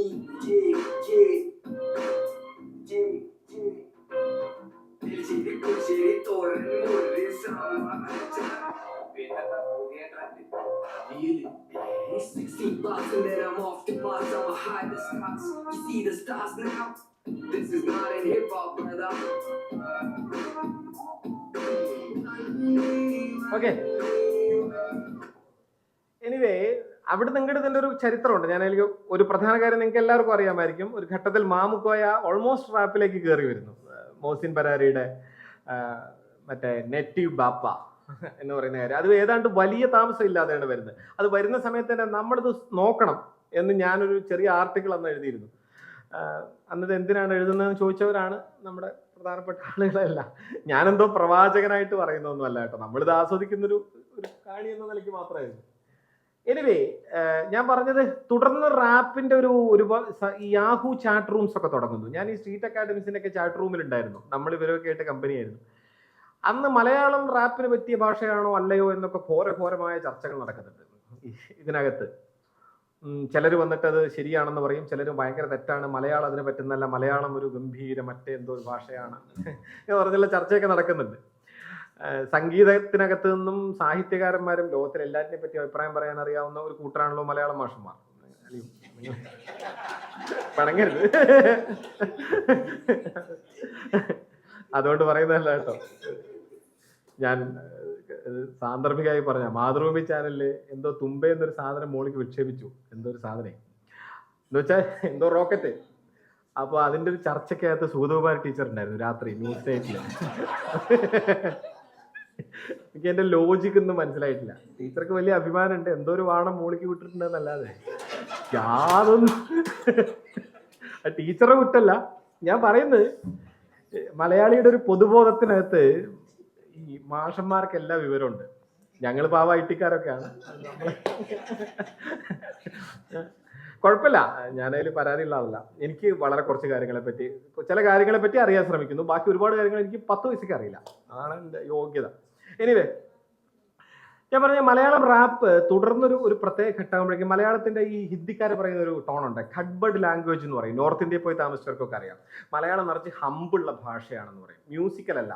തമിഴന്മാരും ഈ ആരോപണം ഉന്നയിക്കാറുണ്ട്. ഇമ്പമാന കുരൽ, ഇസൈ കുരൽ എന്ന് വെച്ചാൽ തമിഴാണ്, മലയാളത്തിന് ഹമ്പ് കൂടുതലാണ് എന്ന് പറയും. പക്ഷെ അത് റാപ്പിന് വളരെ അനുയോജ്യമാണ്. ഈ ഖഡ്ബഡ് ലാംഗ്വേജ് എന്ന് പറയുന്ന ഹമ്പുകൾ, മലയാളത്തിന്റെ കൂട്ടക്ഷര പ്രയോഗങ്ങൾ, മലയാളത്തിന്റെ ഈ അക്ഷരങ്ങളുടെ ഈ സ്വഭാവം, അതിന് ഖിലോപസംഗ്രഹം എന്നോ അനുനേസസികാതി പ്രസം എന്നൊക്കെ മലയാളം ഭാഷമാർക്ക് പറയാം. ഞാൻ അതൊന്നും പറയുന്നില്ല, ബട്ട് അത് ഇതിൽ വളരെ പ്രധാനപ്പെട്ടതാണ്. ആ ഒരു ഭാഷയുടെ സ്വനിമ രീതിശാസ്ത്രം സ്വാഭാവികമായിട്ടും തുടർന്നുള്ള റാപ്പിനെ സ്വാധീനിച്ചു. ഇപ്പൊ നിങ്ങൾ നോക്കൂ, ബേബി ജോണിനെ പോലെ ബാരിട്ടൺ ടോൺ എന്ന് പറയും, ആ അകത്തേക്ക് വലിഞ്ഞ ടോൺ, ആ ഒരു തത്തം കരി പിടിച്ച ആ പാട്ടൊക്കെ ഇല്ലേ, അത് പാടുന്ന എനിക്ക് അങ്ങനെ പാടാൻ കഴിയില്ല. ബാരിട്ടൽ ടോൺ എന്നാണ് പറയുക, അകത്തേക്ക് പിടിച്ച ടോൺ. അകത്തേക്ക് പിടിച്ച ടോൺ റാപ്പിൽ തന്നെ അപൂർവം ഭാഷകൾക്ക് യോജിക്കും എന്ന് പറയും, പക്ഷെ മലയാളത്തിന് അത് പറ്റുന്നു. ഹനുമാൻ കൈൻഡിനെ പോലത്തെ പാട്ടുകാർ ഉണ്ടാവുന്നു. ഈ ഞാൻ നേരത്തെ പറഞ്ഞ റാപ്പിന്റെ ആഗോള ചരിത്രത്തിൽ നമ്മൾ കാണുന്ന പല മുഖങ്ങളും അതിൻ്റെ ചില കേരള വേർഷൻസ് ക്രമേണ ഉണ്ടാവുന്നു. ഇപ്പോൾ വൈറ്റ് ഫെമിനൻ പൊളിറ്റിക്സ് പറയുന്ന ആളുകൾ, ഇന്ദുലേഖ വാര്യരെ പോലുള്ള റാപ്പർമാർ ഇവിടെ ഉണ്ടാവുന്നു. ദളിത് പൊളിറ്റിക്സ് പറയുന്ന വേടനെ പോലുള്ള ആർട്ടിസ്റ്റുകൾ ഉണ്ടാവുന്നു. പ്രാദേശിക ചരിത്രത്തിൽ നിന്നുകൊണ്ട്, പ്രാദേശിക വാമൊഴിയിൽ നിന്നുകൊണ്ട് ആ വാമൊഴിക്കകത്ത് നിന്ന് പ്രതിരോധത്തിന്റെ പുതിയ മുഖം ഉണ്ടാക്കുന്ന ആളുകൾ, ടാപ്സിയെ പോലെ അങ്ങനത്തെ ആളുകൾ ഉണ്ടാകുന്നു. ഇങ്ങനെ പല തരത്തിൽ ഇത് തുറക്കുകയാണ്. ഇതിന്റെ ശരിതെറ്റുകളെ പറ്റി പറയാനൊന്നും ഞാൻ ആളല്ല, ഇതിന്റെ ധാർമ്മിക മൂല്യങ്ങളെ പറ്റി എനിക്കറിയില്ല, അതിലൊന്നും ഞാൻ വിദഗ്ധനല്ല. നിങ്ങളൊക്കെ എന്നേക്കാൾ അത്തരം കാര്യങ്ങളിൽ അറിവുള്ള ആളുകളാണ്. എന്തായാലും ഒരു കാര്യം ഉറപ്പാണ്, ഈ പൂരം കൊടിയേറിയവർ തന്നെ അതിൻ്റെ അവസാന കൊടിയും അഴിക്കുന്നതാണ് ചരിത്രം. അതല്ലാതെ നമ്മൾ പുറത്ത് നിന്നിട്ട് ആ കൊടി അഴിച്ചാൽ ആ കൊടി അഴിയൊന്നുമില്ല, പൂരം നടക്കും. ഒന്ന്. സെക്കൻഡ് വൺ, നമ്മളിതിനെയൊക്കെ സ്വീകരിക്കേണ്ടത് എങ്ങനെ എന്നത് വളരെ പ്രധാനപ്പെട്ട ഒരു പോയിന്റാണ്. ഇപ്പോൾ ഞാൻ നേരത്തെ പറഞ്ഞ പോലെ നമുക്ക് ആവശ്യമുള്ള ചിലത് എടുക്കാം, ആവശ്യമില്ലാത്ത എടുക്കണ്ടെന്ന് വെച്ചാൽ അങ്ങനെയൊന്നും സംഗീതം വഴിപ്പെട്ട് വന്നൊരു ചരിത്രമില്ല. കല അങ്ങനെ പോരില്ല, കല ഒന്നാകെ പോരുള്ളൂ. നിങ്ങൾക്ക് മയക്കുമരുന്ന് വേണ്ട, ഞാൻ മയക്കുമരുന്നിന്റെ ആളല്ല, നിങ്ങൾ ഇനി അങ്ങനെ പറയരുത്, അതല്ല കേട്ടോ പോയിന്റ് ഇത്രേ ഉള്ളൂ. നമുക്കിഷ്ടമില്ലാത്ത കുറെ സാധനത്തിൽ വേണ്ട, റിബൽ ആവണ്ട. നിങ്ങൾ സോഫിസ്റ്റിക്കേറ്റഡ് ആയിട്ട് ഗവൺമെന്റിന്റെ വേദികളിൽ നിന്ന് ഭംഗിയായി ചെത്തിമിനുക്കി പാടൂ എന്ന് പറഞ്ഞാൽ 2 വേദിയിലൊക്കെ പാടാം, റാപ്പ് അവിടെ നിൽക്കൂല. അതാണ് അതിൻ്റെ ഒരു പ്രശ്നം. അങ്ങനെ വിരിച്ചോടുത്ത് കിടക്കുന്ന ഒരു ഐറ്റം അല്ല അത്. സോ സംഗീതത്തിന്റെ ഒരു വലിയ സ്വാതന്ത്ര്യ ലോകമാണ്. ഈ സ്വാതന്ത്ര്യ ലോകം മലയാളത്തിൽ കഴിഞ്ഞ കുറച്ചു കാലമായി തുറന്നിരിക്കുന്നു. അത് റാപ്പായിട്ട് മാത്രമല്ല, പലതരത്തിലുള്ള സംഗീതത്തിന്റെ പുതിയ ഫോംസ് ആയിട്ട് തുറന്നിരിക്കുന്നു. മലയാളത്തിന്റെ ചലച്ചിത്രം അതനുസരിച്ച് വലിയ തോതിൽ മാറുന്നു. ചലച്ചിത്രത്തിൽ ഒരു റാപ്പ് പോലത്തെ ഒരു ന്യൂജൻ പാട്ട് ഉൾപ്പെടുത്തുക എന്നുള്ളിടത്തു നിന്ന് മാറി ന്യൂജൻ സംഗീതത്തിന്റെ ഒരു ടോണിനനുസരിച്ചിട്ട് ചലച്ചിത്രത്തെ നിർമ്മിക്കുക എന്ന നിലയിലേക്ക് തിരിച്ചു വരെ ചലച്ചിത്രം ഉണ്ടാവുന്നു. ഇപ്പൊ തല്ലുമാല പോലെ, അല്ലെങ്കിൽ ആവേശം പോലെ ഒരു സിനിമയെ ഡ്രൈവ് ചെയ്യുന്നത് തന്നെ അതിലെ പാട്ടുകളുടെ മ്യൂസിക്കൽ ടോണാണ്. ആ മ്യൂസിക്കൽ ടോൺ അനുസരിച്ചിട്ടാണ് ആ കഥയുടെ ആ നരേഷന്റെ സഞ്ചാരം തന്നെ നടക്കുന്നത്. ആ രീതിയിലുള്ള സിനിമകൾ ഉണ്ടാവുന്നു. അത് കേരളത്തിൽ മാത്രമല്ല, ഇതേപോലെ ഹിന്ദിയിലൊക്കെ വലിയ ഹിസ്റ്ററി ഉണ്ട്. അത്തരത്തിൽ ഇത് മുന്നേറുകയാണ്. ലോകത്തിന്റെ സംഗീതം എന്ന് പറയുന്ന ഇത്തരത്തിൽ വളരെ ഫ്രിജൈലായി ഒഴുകുന്ന ഒരു കാര്യമാണ്. അപ്പം അതുകൊണ്ട് ഇപ്പം AR റഹ്മാൻ പറയുന്ന ഒരു വാചകത്തിന്റെ കാര്യത്തിൽ ഞാൻ അവസാനിപ്പിക്കാം. ആൻഡ് ഹ്യൂമൻ എറർ, അദ്ദേഹം പറയുന്ന ഒരു കാര്യമുണ്ട്.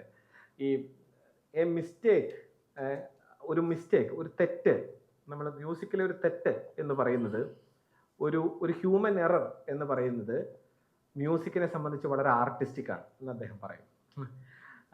എല്ലാം ശരിയായാൽ അത് പാട്ടാവില്ല. എല്ലാം ശരിയാക്കുന്ന സംഗതിപ്രാണികളുടെ അസുഖം പാട്ടായി മാറില്ല. അതാണ് അതിൻ്റെ ഒരു പ്രശ്നം. പാട്ട് ഒരു ചിറകുള്ള പക്ഷിയാണ്, സ്വതന്ത്രമായ ആകാശത്തിൽ ചിറകടിച്ച് പറക്കുന്ന ഒരു പക്ഷിയാണ്. ആ വഴിക്ക് പാട്ടിനെ തുറന്നു വിടാനുള്ള മനസ്സ് നമുക്കുണ്ടാകണം എന്ന് മാത്രമാണ് എന്നോടും എനിക്ക് പറയാനുള്ളത്. നിങ്ങളോട് മാത്രമല്ല, എന്നോടും എനിക്ക് പറയാനുള്ളത്.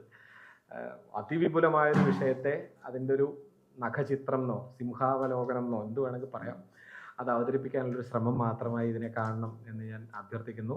ഞാൻ ഇടയ്ക്ക് പറഞ്ഞ മലയാളം ഭാഷ പറ്റിയുള്ള ശരി, ഓക്കെ. വളരെ ഗഹനമായിട്ടുള്ളൊരു വിഷയമാണ് കൊടുത്തത്. ഇത് ഷെഡ്യൂൾ ചെയ്യുമ്പോൾ തന്നെ എല്ലാ മേഖലകളും സ്പർശിച്ചു. അതായത് സംഗീതത്തിൻ്റെ പ്രതിസംസ്കാരവും പ്രതിരോധവും ഉള്ള തലക്കെട്ടിൽ തന്നെ ഈ എല്ലാ കൺട്രിയിലും പരാമർശിക്കുന്ന ഒരു വിഷയമാണ് കൊടുത്തത്. അദ്ദേഹം പിറ്റേ ദിവസം തന്നെ പറഞ്ഞു, ഇതിലേക്ക് കൂടി ഈ 1 മണിക്കൂറിൽ അല്ലെങ്കിൽ 1.5 മണിക്കൂറിൽ കൊള്ളാത്ത വിഷയം. പക്ഷേ എല്ലാ മേഖലകളും സ്പർശിച്ച് നല്ലൊരു സംവാദമാണ് നമ്മൾ നടത്തിയത്. ശ്രീ FJ ശ്രീചിത്രന് നന്ദി. നമുക്കൊരു ഇതുമായി ബന്ധപ്പെട്ടിട്ടുള്ള ചോദ്യങ്ങൾ തുടരാം.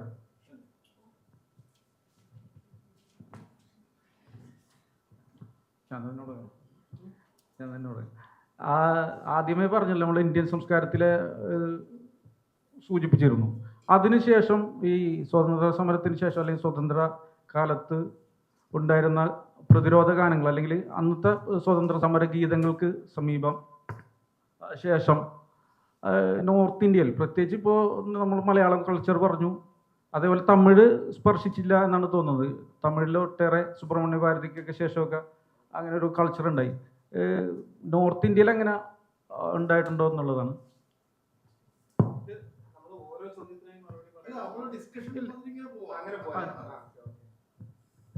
ഇത് ശരിയാണ്. ഞാനിപ്പോൾ എൻ്റെ പറഞ്ഞല്ലോ, പരിമിതിയാണ്, സമയപരിമിതിയാണ്. തമിഴ്നാട്ടിൽ ഉണ്ടായതുപോലെ തന്നെ അതിപ്പം ആദ്യഘട്ടത്തിൽ മാത്രമല്ല, തമിഴ് ഇസൈ മൂവ്മെന്റിന്റെയോ അല്ലെങ്കിൽ സുബ്രഹ്മണ്യ ഭാരതിയുടെ ഘട്ടത്തിലല്ല, തമിഴ്നാട്ടിൽ അതിൻ്റെ ഒരു വലിയ ഹിസ്റ്ററി ഉണ്ടായി. എന്നോടുള്ള നോട്ട് സൂചിപ്പിച്ച പോലെ ഗദ്ദാറിനെ പോലുള്ള പാട്ടുകാർ തെലങ്കാനയിൽ നിന്ന് വന്നു. ഗദ്ദാറിന് തന്നെ രണ്ട് പ്രധാനപ്പെട്ട മുഖങ്ങൾ ഉണ്ടായിരുന്നു. ഒന്ന് തെലങ്കാന എന്നുള്ള സംസ്ഥാനവുമായി ബന്ധപ്പെട്ടുകൊണ്ടുള്ള ദേശീയവാദവുമായി ബന്ധപ്പെട്ടുകൊണ്ട്, രണ്ട് മാവോയിസ്റ്റ് മൂവ്മെന്റുമായിട്ട് ബന്ധപ്പെട്ടുകൊണ്ട്. ഈ രണ്ട് മേഖലയിലും ഗദ്ദാർ മ്യൂസിക് എന്ന് പറയുന്നത് ആ ഒരു രാഷ്ട്രീയ പ്രശ്നം ഉന്നയിക്കുന്നു എന്നുള്ളത് മാത്രമല്ല, തെലങ്കാനയുടെ ഒരു ടെറൈൻ, തെലങ്കാനയുടെ ഒരു ഭാഗം വളരെ വെള്ളമുള്ള സ്ഥലമാണ്, ഒരു ഭാഗം കടുത്ത വരൾച്ചയുള്ള സ്ഥലമാണ്. ഈ രണ്ട് ഭാഗത്തെയും സാഹിത്യം രണ്ടാണ്, സംഗീതം രണ്ടാണ്. ഭയങ്കര ജോഗ്രഫിയും കലയും സാഹിത്യവുമായിട്ട് വളരെ ആഴത്തിൽ ബന്ധപ്പെട്ടൊരു പ്രദേശമാണ്. സോ അതുകൊണ്ട് ഈ രണ്ട് ഭാഗത്തിൻ്റെയും സംഗീതത്തെ, അവിടുത്തെ നാട്ടു സംഗീതത്തെ വ്യത്യസ്തമായി കാണാനും അത് പരിചരിക്കാനും ഒക്കെ ഉള്ളൊരു ശ്രമമൊക്കെ ഗദ്ദാർ നടത്തുന്നുണ്ട്. ഗദ്ദാർ വെറും ഒരു നാടൻ പാട്ടുകാരനല്ല, അത്തരത്തിൽ വളരെ ഇൻ ഡെപ്തിൽ ഗദ്ദാർ നടത്തിയിട്ടുള്ള അന്വേഷണങ്ങൾ ഇതൊക്കെ സൗത്ത് ഇന്ത്യയിൽ നടക്കുന്നുണ്ട്. നോർത്ത് ഇന്ത്യയിൽ തീരെ നടന്നില്ല എന്ന് പറയാൻ പറ്റില്ല. ഞാൻ പറഞ്ഞല്ലോ, ഞാൻ സൂചിപ്പിക്കുന്നതിനിടയ്ക്ക് ബംഗാളിലെ അന്വേഷണങ്ങളെ പറ്റി പറഞ്ഞു. ബംഗാൾ രണ്ട് പ്രശ്നങ്ങളാണ് ഉണ്ടായത്. ഒന്ന്, ഈ നോർത്ത് ഇന്ത്യയിലെ നാഷണൽ മൂവ്മെന്റ് എന്ന് പറയുന്നത് ഈ ഗാന്ധിയോട് കൂടി ഉണ്ടാക്കിയെടുത്തിരിക്കുന്ന ഒരു സ്റ്റിഗ്മ ഉണ്ടല്ലോ, അതിങ്ങനെ ഉറച്ചൊരു സംഭവമായിട്ട് നിൽക്കുകയാണ്. അതിങ്ങനെ രഘുപതി രാഘവ രാജാറാം പാടുക, വന്ദേമാതരം പാടുക, എല്ലാ വേദിയിലും പാട്രിയാർക്കിയൽ സോങ് എന്ന് പറഞ്ഞുകൊണ്ടുള്ള ചില സാധനങ്ങൾ പാടിക്കൊണ്ടിരിക്കുക. ഇതിന്റെ ഒരു ടോൺ, ഒരു ക്ലീഷ അവിടെ വന്നു. അതിലും കൂടുതലുള്ള ഒരു പ്രോബ്ലം എന്താന്ന് വെച്ച് കഴിഞ്ഞാല്, കടുത്ത തോതിലുള്ള ഈ Hindu tradition and Islamic tradition എന്ന് പറയുന്നത് മ്യൂസിക്കിൽ രണ്ടാണ് എന്നത് അവിടുത്തെ ക്ലാസിക്കൽ മ്യൂസിക്കിൽ എക്കാലത്തെയും വലിയ ഡിബേറ്റാണ്. ഹിന്ദുസ്ഥാനി സംഗീതത്തെ സംബന്ധിച്ചിട്ടുള്ള ഒരു വലിയ ഡിബേറ്റാണ്, ഇപ്പോഴത്തെയും വലിയ തർക്കമാണ്. അവർ തമ്മിൽ യോജിക്കാൻ പറ്റുമോ പറ്റില്ല, അവരുടെ ഘരാനകൾ തമ്മിലുള്ള തർക്കങ്ങളൊക്കെ ഉണ്ട്. ഞാൻ വിശദാംശങ്ങളിലേക്ക് കടക്കുന്നില്ല. ഈ തർക്കങ്ങൾ 1950 കഴിയുന്നതോടുകൂടി നാടൻ സംഗീതത്തിലേക്ക് വന്നു. അതൊരു വലിയ ദുരന്തമായി. എന്താന്ന് വെച്ച് കഴിഞ്ഞാൽ, ഇപ്പൊ ബാവുൽ നിങ്ങൾ നോക്കൂ, ബാവുലിനകത്ത് ഹിന്ദു ബാവുൽ വേറെയും ഇസ്ലാമിക് ബാവുൽ വേറെയുമായി. അത് വേറെ ആയിട്ട് നോക്കണോ, അതിന്റെ ഐഡന്റിറ്റിയെ അത് വേറെ കാര്യമാണ്. മറിച്ച് ഇതിനകത്തൊരു വാൾ കട്ടപ്പെട്ടു. അതായത് ആ ടോൺ അങ്ങനെ പാടുന്നത് നമ്മുടെ ശൈലിയല്ല, ഇങ്ങനെ പാടുന്നത് നമ്മുടെ ശൈലിയല്ല എന്നൊക്കെ പറഞ്ഞ് ഉള്ള തരത്തിലുള്ള വേലിക്കെട്ടുണ്ടല്ലോ, അത് സംഗീതത്തിനെ പറ്റിയൊരു പണിയല്ലെന്ന അഭിപ്രായമുള്ള ഒരാളാണ് ഞാൻ. അത് വളരെ ശക്തമായി.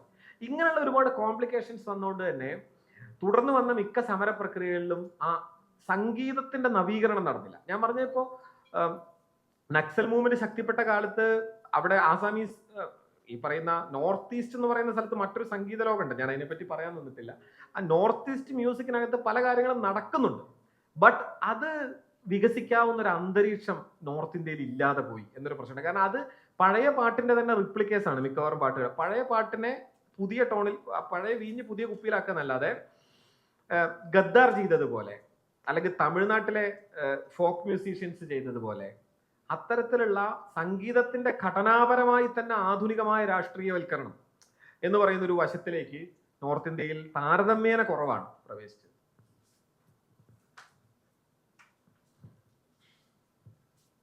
ഈ എൻജാമി പോലെ തമിഴില് ഇപ്പൊ ഈ വേടന് സമാന്തരമായിക്കൊണ്ട് തന്നെ ദലിത് മുൻകൈയുള്ള ഇത്തരം റാപ്പ് അത് കഴിഞ്ഞൊരു 20 വർഷമായി അത് ശക്തിപ്പെട്ടിട്ടുണ്ട്. അതിന് മുൻപ് മുതലേ തുടങ്ങുന്നുണ്ട്. ഇപ്പോ പാരഞ്ജിത്തും വെട്രിമാറനും എല്ലാവരും ചേർന്നുകൊണ്ട് അവിടുത്തെ വേറൊരു വോയിസ് എന്ന് പറയുന്ന വേറൊരു മീഡിയ തന്നെ അവർ ഉണ്ടാക്കിയെടുക്കുന്നു. അതോടുകൂടി എൻചാമി പോലത്തെ ഒരുപാട് കാര്യങ്ങൾ അവർ ചെയ്യുന്നുണ്ട്. അത് തമിഴകം എന്ന് പറയുന്നതിന്റെ പൊളിറ്റിക്കൽ ബാക്ക്ഗ്രൗണ്ട് അതിനൊരു വലിയ പങ്ക് വഹിക്കുന്നുണ്ട്. ഞാനത് മാത്രമേ പറയുന്നുള്ളൂ, ഒരു വലിയ ചരിത്രമുണ്ട്. തമിഴകത്ത് ഞാൻ പറഞ്ഞല്ലോ, ഈ കർണാടക സംഗീതത്തിന്റെ ഏറ്റവും കേന്ദ്രസ്ഥാനമായി പ്രവർത്തിച്ച ഘട്ടം 1920കളിൽ നാഷണൽ മ്യൂസിക് ഫെസ്റ്റിവൽ നടക്കുന്നത്, ദേശീയ സംഗീതോത്സവം നടക്കുന്നത് തമിഴ്നാട്ടിലാണ്. അതിന്റെ 2 മ്യൂസിക്കൽ ഫെസ്റ്റിവലുകളുടെ ഒരു കൾമിനേഷൻ പോയിന്റ് ആയിരുന്നു മദ്രാസ് മ്യൂസിക് അക്കാഡമിയുടെ സ്ഥാപനം. മദ്രാസ് മ്യൂസിക് അക്കാഡമി ഉദ്ഘാടനം ചെയ്യുന്നത് ഇവിടുന്ന് നമ്മൾ കൈവിട്ടി വിട്ട ആളാണ്, നമ്മുടെ സർ CP. നമ്മൾ ഓർക്കണം. അതിൻ്റെ ഒരു ഞാൻ അതിൻ്റെ ഒരു രാഷ്ട്രീയം പറയാൻ അത് പറഞ്ഞത്. വെറുതെ അല്ല മ്യൂസിക് അക്കാഡമി അങ്ങനെയാവുന്നത്. അതോടുകൂടി ഈ കർണാട്ടിക് മ്യൂസിക് എന്ന് പറഞ്ഞാൽ ഒരു ശുദ്ധ സംഗീതമൊന്നുമല്ല, അത് വെറുതെ തെറ്റിദ്ധാരണയാണ്. അതിന്ന് സംഗീതത്തിൽ TM കൃഷ്ണ അടക്കമുള്ളവർ പറയുന്ന പൊളിറ്റിക്സ് നോക്കിയാൽ നിങ്ങൾക്ക് മനസ്സിലാവും. കർണാട്ടിക് മ്യൂസിക്കിനകത്ത് കൊന്നക്കോല്, തകില്, നാദസ്വരം ഇതൊക്കെ പ്രബലമായിരുന്നു. പലതരത്തിലുള്ള മ്യൂസിക്കിന്റെ കലർപ്പായിരുന്നു. മ്യൂസിക് അക്കാഡമിയാണ് ഇതിനെ മാനകീകരിച്ചത്. അങ്ങനെയല്ലേ അതിന്റെ വാക്ക്? ഒരു ഈ നടുവിൽ പാട്ടുകാരൻ ഇരിക്കുന്നു, വയലിനിസ്റ്റ്, മൃദംഗിസ്റ്റ്, പരമാവധി ഘടം, പരമാവധി മുഖർശങ്ക്. ഇതിലപ്പുറത്തേക്ക് പോരുത്. നല്ലത് വയലിനും മൃദംഗവും മാത്രമായിട്ട് നടുവിൽ ഗായകൻ ഇരുന്നിട്ടുള്ള ഈ കലാപരിപാടിയാണ് എന്ന് വന്നു. കൊന്നക്കോല് പോയി, തകില് പോയി. തകിലൊക്കെ ഉപയോഗിക്കുന്നത് അധകൃതരാണ്, ഇസൈ വെള്ളാറിലാണ്, അവരെ കൂട്ടണ്ടെന്നായി. ഇത് ക്രമേണ വന്ന ഒരു സ്റ്റാൻഡർഡൈസേഷൻ, ഇൻവെർട്ടഡ് കോമയിൽ, അങ്ങനെ ഒരു സാധനം വന്നതാണ്. സോ ഈ പറയുന്ന മ്യൂസീഷ്യൻസ് ഒക്കെ പുറത്തായി. അവര് പറയാട്ടം, കട്ടൈക്കൂത്ത് എന്ന് പറയുന്ന പ്രാചീന കലാരൂപങ്ങളോട് അവിടെ ജീവിക്കുന്നുണ്ട്. അപ്പൊ കട്ടൈക്കൂത്തൊക്കെ മുൻപേ ഒരു പരിധി വരെ റാപ്പാണ്. നിങ്ങൾ കട്ടൈക്കൂത്ത് എന്ന് പറയുന്ന കലാരൂപം തമിഴ്നാട്ടിൽ എപ്പോഴെങ്കിലും പോയി കാണണം. കാഞ്ചീപുരത്തൊക്കെ ഞാൻ ഫുൾ നൈറ്റ് ഈ കട്ടൈക്കൂത്ത് കണ്ടിട്ട് ഞാനിങ്ങനെ അന്തം വിട്ടിരുന്നിട്ടുണ്ട്. കർണവധം എന്നൊക്കെ പറഞ്ഞൊരു കട്ടൈക്കൂത്തുണ്ട്. രാത്രി 8 മണിക്ക് തുടങ്ങിയാൽ പിറ്റേ ദിവസം രാവിലെ വരെ ഉണ്ടാവും. നമ്മുടെ അവിടെ കഥകളിയൊക്കെ നടത്തുന്ന പോലെ പാടത്ത് പന്തങ്ങളൊക്കെ കുത്തിവെച്ച് അവർ കട്ടൈക്കൂത്ത് നടത്തുകയാണ്. അതിൽ പല ഭാഗത്തും അത് ഡയലോഗ്, കർണൻ വന്ന് ദുര്യോധനോട് സംസാരിക്കുന്നു. അത് ഡയലോഗാണോ പാട്ടാണോ നമുക്കറിയില്ല. It's a rap. ഒരു തമിഴ് റാപ്പിന്റെ എന്തോ ഒരു പ്രാചീന രൂപം പോലെയാണ് അവർ അത് അവതരിപ്പിക്കുന്നത്. നമ്മുടെ രാത്രി ഇരുന്ന് കഴിഞ്ഞാൽ നമ്മളെന്തോ ഒരു മാജിക്കൽ റിയലിസ്റ്റിക് ലോകത്ത് എത്തിച്ചേരും. അങ്ങനത്തെ കലാരൂപ കട്ടൈക്കൂത്തൊക്കെ. ഇത്തരം ആർട്ടിസ്റ്റുകളുള്ളൊരു ലോകത്ത് സ്വാഭാവികമായും വെട്രിമാരൻ സംഭവിക്കും, പാരഞ്ജിത്ത് സംഭവിക്കും. മലയാളിക്ക് അതില്ല. ഇതാണ് മലയാളിയുടെ പ്രശ്നം. മലയാളിക്ക് അതില്ലെന്ന് വെച്ചാൽ മലയാളിയുടെ ദാരിദ്ര്യം കൊണ്ടോ അല്ലെങ്കിൽ മലയാളിക്ക് കഴിവ് കുറവ് അങ്ങനെയല്ല ഞാൻ പറയുന്നത്. മലയാളിയുടെ പാരമ്പര്യത്തിൽ പണ്ട് ഇതൊക്കെ വിച്ഛേദിക്കപ്പെട്ടിട്ടുണ്ട്. അതിന് ഒരു ചരിത്രപരമായി തന്നെ മലയാളി അങ്ങനെ കടന്നു പോകുന്ന ഒരു ജനതയല്ല. വോയിസിനേക്കാൾ കൂടുതൽ നോയ്സിനാണ് നമുക്ക് പ്രാധാന്യമുള്ളത്. നമ്മൾ നോയ്സിനാണ് പ്രാധാന്യം കൊടുത്തത്. നാദം എന്ന് പറയുന്നത് നമ്മളെ സംബന്ധിച്ച് പ്രധാനമല്ല. നമ്മൾ സോപാന സംഗീതം എന്നൊക്കെ പറയും. ഞാൻ വളരെ അബ്സ്ട്രാക്റ്റ് ആയിട്ട് കാണുന്ന ഒരു വാദമാണ് ഈ സോപാന സംഗീതം. അത് അത്ര കൃത്യമായ ഒരു വാക്ക്, അങ്ങനെ സാധനം എന്താണെന്ന് എനിക്ക് കൃത്യമായിട്ട് അറിയില്ല. അത് കർണാടക സംഗീതം കുറച്ച് മോശമായി പാടിയാൽ അതിന് സോപാന സംഗീതം എന്ന് പറയുന്നു എന്നല്ലാതെ പലപ്പോഴും ഇതിന്റെ വ്യക്തത വളരെ കുറവാണ് ഈ പരിപാടിക്കൊക്കെ, മലയാളി വാദിക്കുന്നതിനൊക്കെ. അതെന്താന്ന് വെച്ചാൽ മലയാളി വലിയ ഒച്ചയുടെ ഗോപുരങ്ങളാണ് ഉണ്ടാക്കി. ഇപ്പൊ പഞ്ചാരി മേളം, 100 ചില്ലാനം ചെണ്ടയും അതിനൊത്ത കൊമ്പും അതിനൊത്ത കുഴലും വെച്ച്, ഓഫ് കോഴ്സ് അതൊരു അസാമാന്യ സിംഫണിയാണ്. നമുക്ക് പ്രതീക്ഷിക്കാൻ കഴിയാത്ത ഇത്രയും 1000 കൊല്ലത്തിന്റെ ചരിത്രമുണ്ട് പഞ്ചാരി മേളത്തിന്. മതിലകം മറ്റേ പെരുവനം രേഖകളിൽ, പെരുവനം രേഖ എന്ന് പറയുന്നത് 1000 കൊല്ലത്തെ പഴക്കമാണ്. ഓൾമോസ്റ്റ് 1000 കൊല്ലം മുമ്പ് മുതൽ നമ്മൾ പഞ്ചാരി മേളം നടത്തുന്നു. അസാമാന്യ കലാസൃഷ്ടിയാണ്, no doubt at all. But ഞാൻ പറയുന്ന പോയിന്റ് എന്താന്ന് വെച്ചാൽ അതോടുകൂടി വോയിസിന്റെ പ്രാധാന്യം നമുക്ക് കുറഞ്ഞു. തമിഴ്നാട്ടിലത് മുൻപേ ഉണ്ട്. അതുകൊണ്ട് നിങ്ങൾ പറഞ്ഞ ഇന്നത്തെ ഈ വേവ് ഉണ്ടല്ലോ, തമിഴ് വേവ് എന്ന് പറയുന്നത്, അതാണ് സ്വാഭാവികമായിട്ട് വേടനെയൊക്കെ ഉണ്ടാക്കുന്നത്. വേടനത് നിരന്തരം പറയാറുണ്ട്. വേടൻ കുറച്ചുകൂടി ശക്തമായിട്ട് ഈ സവർണതക്കെതിരെയുള്ള രാഷ്ട്രീയ പ്രതിരോധം ഉന്നയിക്കുന്നുണ്ട് എന്നാണ് എനിക്ക് തോന്നുന്നു. മൊത്തം ആഗോള റാപ്പിൽ നിന്നും നമ്മളെ മലയാളത്തിലെ വേടനെ ചെറുതായിട്ട് വ്യത്യസ്തമാക്കുന്നത് എനിക്ക് തോന്നുന്നുണ്ട്. വളരെ ഞാൻ കാണുന്ന കാര്യം എങ്ങനെയാന്ന് വെച്ചാൽ, ഈ ബ്രാഹ്മണിസത്തിനെതിരെ ആഗോള റാപ്പിന് ശബ്ദിക്കാനാവില്ലല്ലോ. അത് ഇന്ത്യക്കാർക്ക് ശബ്ദിക്കാനാവൂ. ഇന്ത്യൻ റാപ്പുകളിൽ, ഹിന്ദി റാപ്പുകളൊക്കെ മുൻപേ ബ്രാഹ്മണിസത്തിനെതിരെ സംസാരിക്കുന്ന റാപ്പർമാർ ഹിന്ദിയിലുണ്ട്. ആസാം ഭാഗത്ത് നിന്ന് ഈ പറഞ്ഞ പൗരത്വ ഭേദഗതിയുടെ സമയത്ത് വന്ന ഒരു റാപ്പ് ടീമുണ്ട്. അവര് പൗരത്വ ഭേദഗതി സമരത്തിന്റെ സമയത്ത് അവരുടെ റാപ്പ് പെർഫോമൻസുകൾ നടന്നിരുന്നു. ഡൽഹിയിൽ വന്നിട്ട് അവർ റാപ്പ് പാടിയിരുന്നു. ഓൾമോസ്റ്റ് ഞാൻ കരുതുന്നത് നമ്മുടെ ഈ ആസാദി കനയ്യകുമാറൊക്കെ ഉണ്ടല്ലോ, അത് തന്നെ ഒരു അല്പം ഒരു പോപ്പ് കൾച്ചറുള്ള രീതിയാണ്. മുദ്രാവാക്യം വെറുതെ വിളിക്കല്ലോ, അതിനൊരു മ്യൂസിക്കൽ സെൻസ് ഉണ്ട് ആസാദി മുദ്രാവാക്യത്തിന്. അതെ അതെ അതെ അത് ഉണ്ട്. അത് ഹം ദേഖേംഗെ അല്ല ആസാദി മുദ്രാവാക്യം. അത് രണ്ടും തമ്മിലൊരു ഡിഫറൻസ് ഉണ്ട്. ഞാൻ പറഞ്ഞ ഇതാണ്. മുമ്പേ ഇതുണ്ട്. ഞാനത് റാപ്പ് വേടനെ ന്യൂനീകരിക്കുകയല്ല. വേടൻ തീർച്ചയായിട്ടും ഇപ്പൊ ഞാൻ കരുതാറുള്ളത് മലയാളത്തിലെ ഒരു ലക്ഷണമൊത്ത റാപ്പ് വരുന്നത് നീർനിലങ്ങളിൽ അടിമയാർ ഉടമയാർ എന്നുള്ള വേടന്റെ റാപ്പ് വരുമ്പോഴാണ് വോയിസ്. അതെ, അതൊരു ക്ലിയർ റാപ്പാണ്. അതായത് റാപ്പിന്റെ ലക്ഷണശാസ്ത്രങ്ങൾ വെച്ച് ചിന്തിച്ചാൽ തന്നെ അത് വളരെ ലക്ഷണമൊത്തൊരു റാപ്പാണ്. ദാറ്റ്സ് അത്തരത്തിലുള്ള റാപ്പുകൾ വേടൻ വരുമ്പോഴാണ് പലപ്പോഴും സംഭവിക്കുന്നത്. അതിനകത്ത് എന്താ പ്രശ്നം വെച്ച് കഴിഞ്ഞാൽ ഇവിടെ രാഷ്ട്രീയമായി തമിഴ്നാട്ടിൽ കാണുന്നത് പോലുള്ള ഒരു ഫ്രിജൈലായ അവസ്ഥ ഇവിടെ ഇല്ല. ഇവിടെ വളരെ എളുപ്പത്തിൽ വേടൻ ഐഡന്റിറ്റി പൊളിറ്റിക്സ് ആണോ പറയുന്നത്, പൊളിറ്റിക്സ് ആണോ, ബുദ്ധിജീവികളുടെ ഉപദ്രവം വളരെ കൂടുതലാണ്.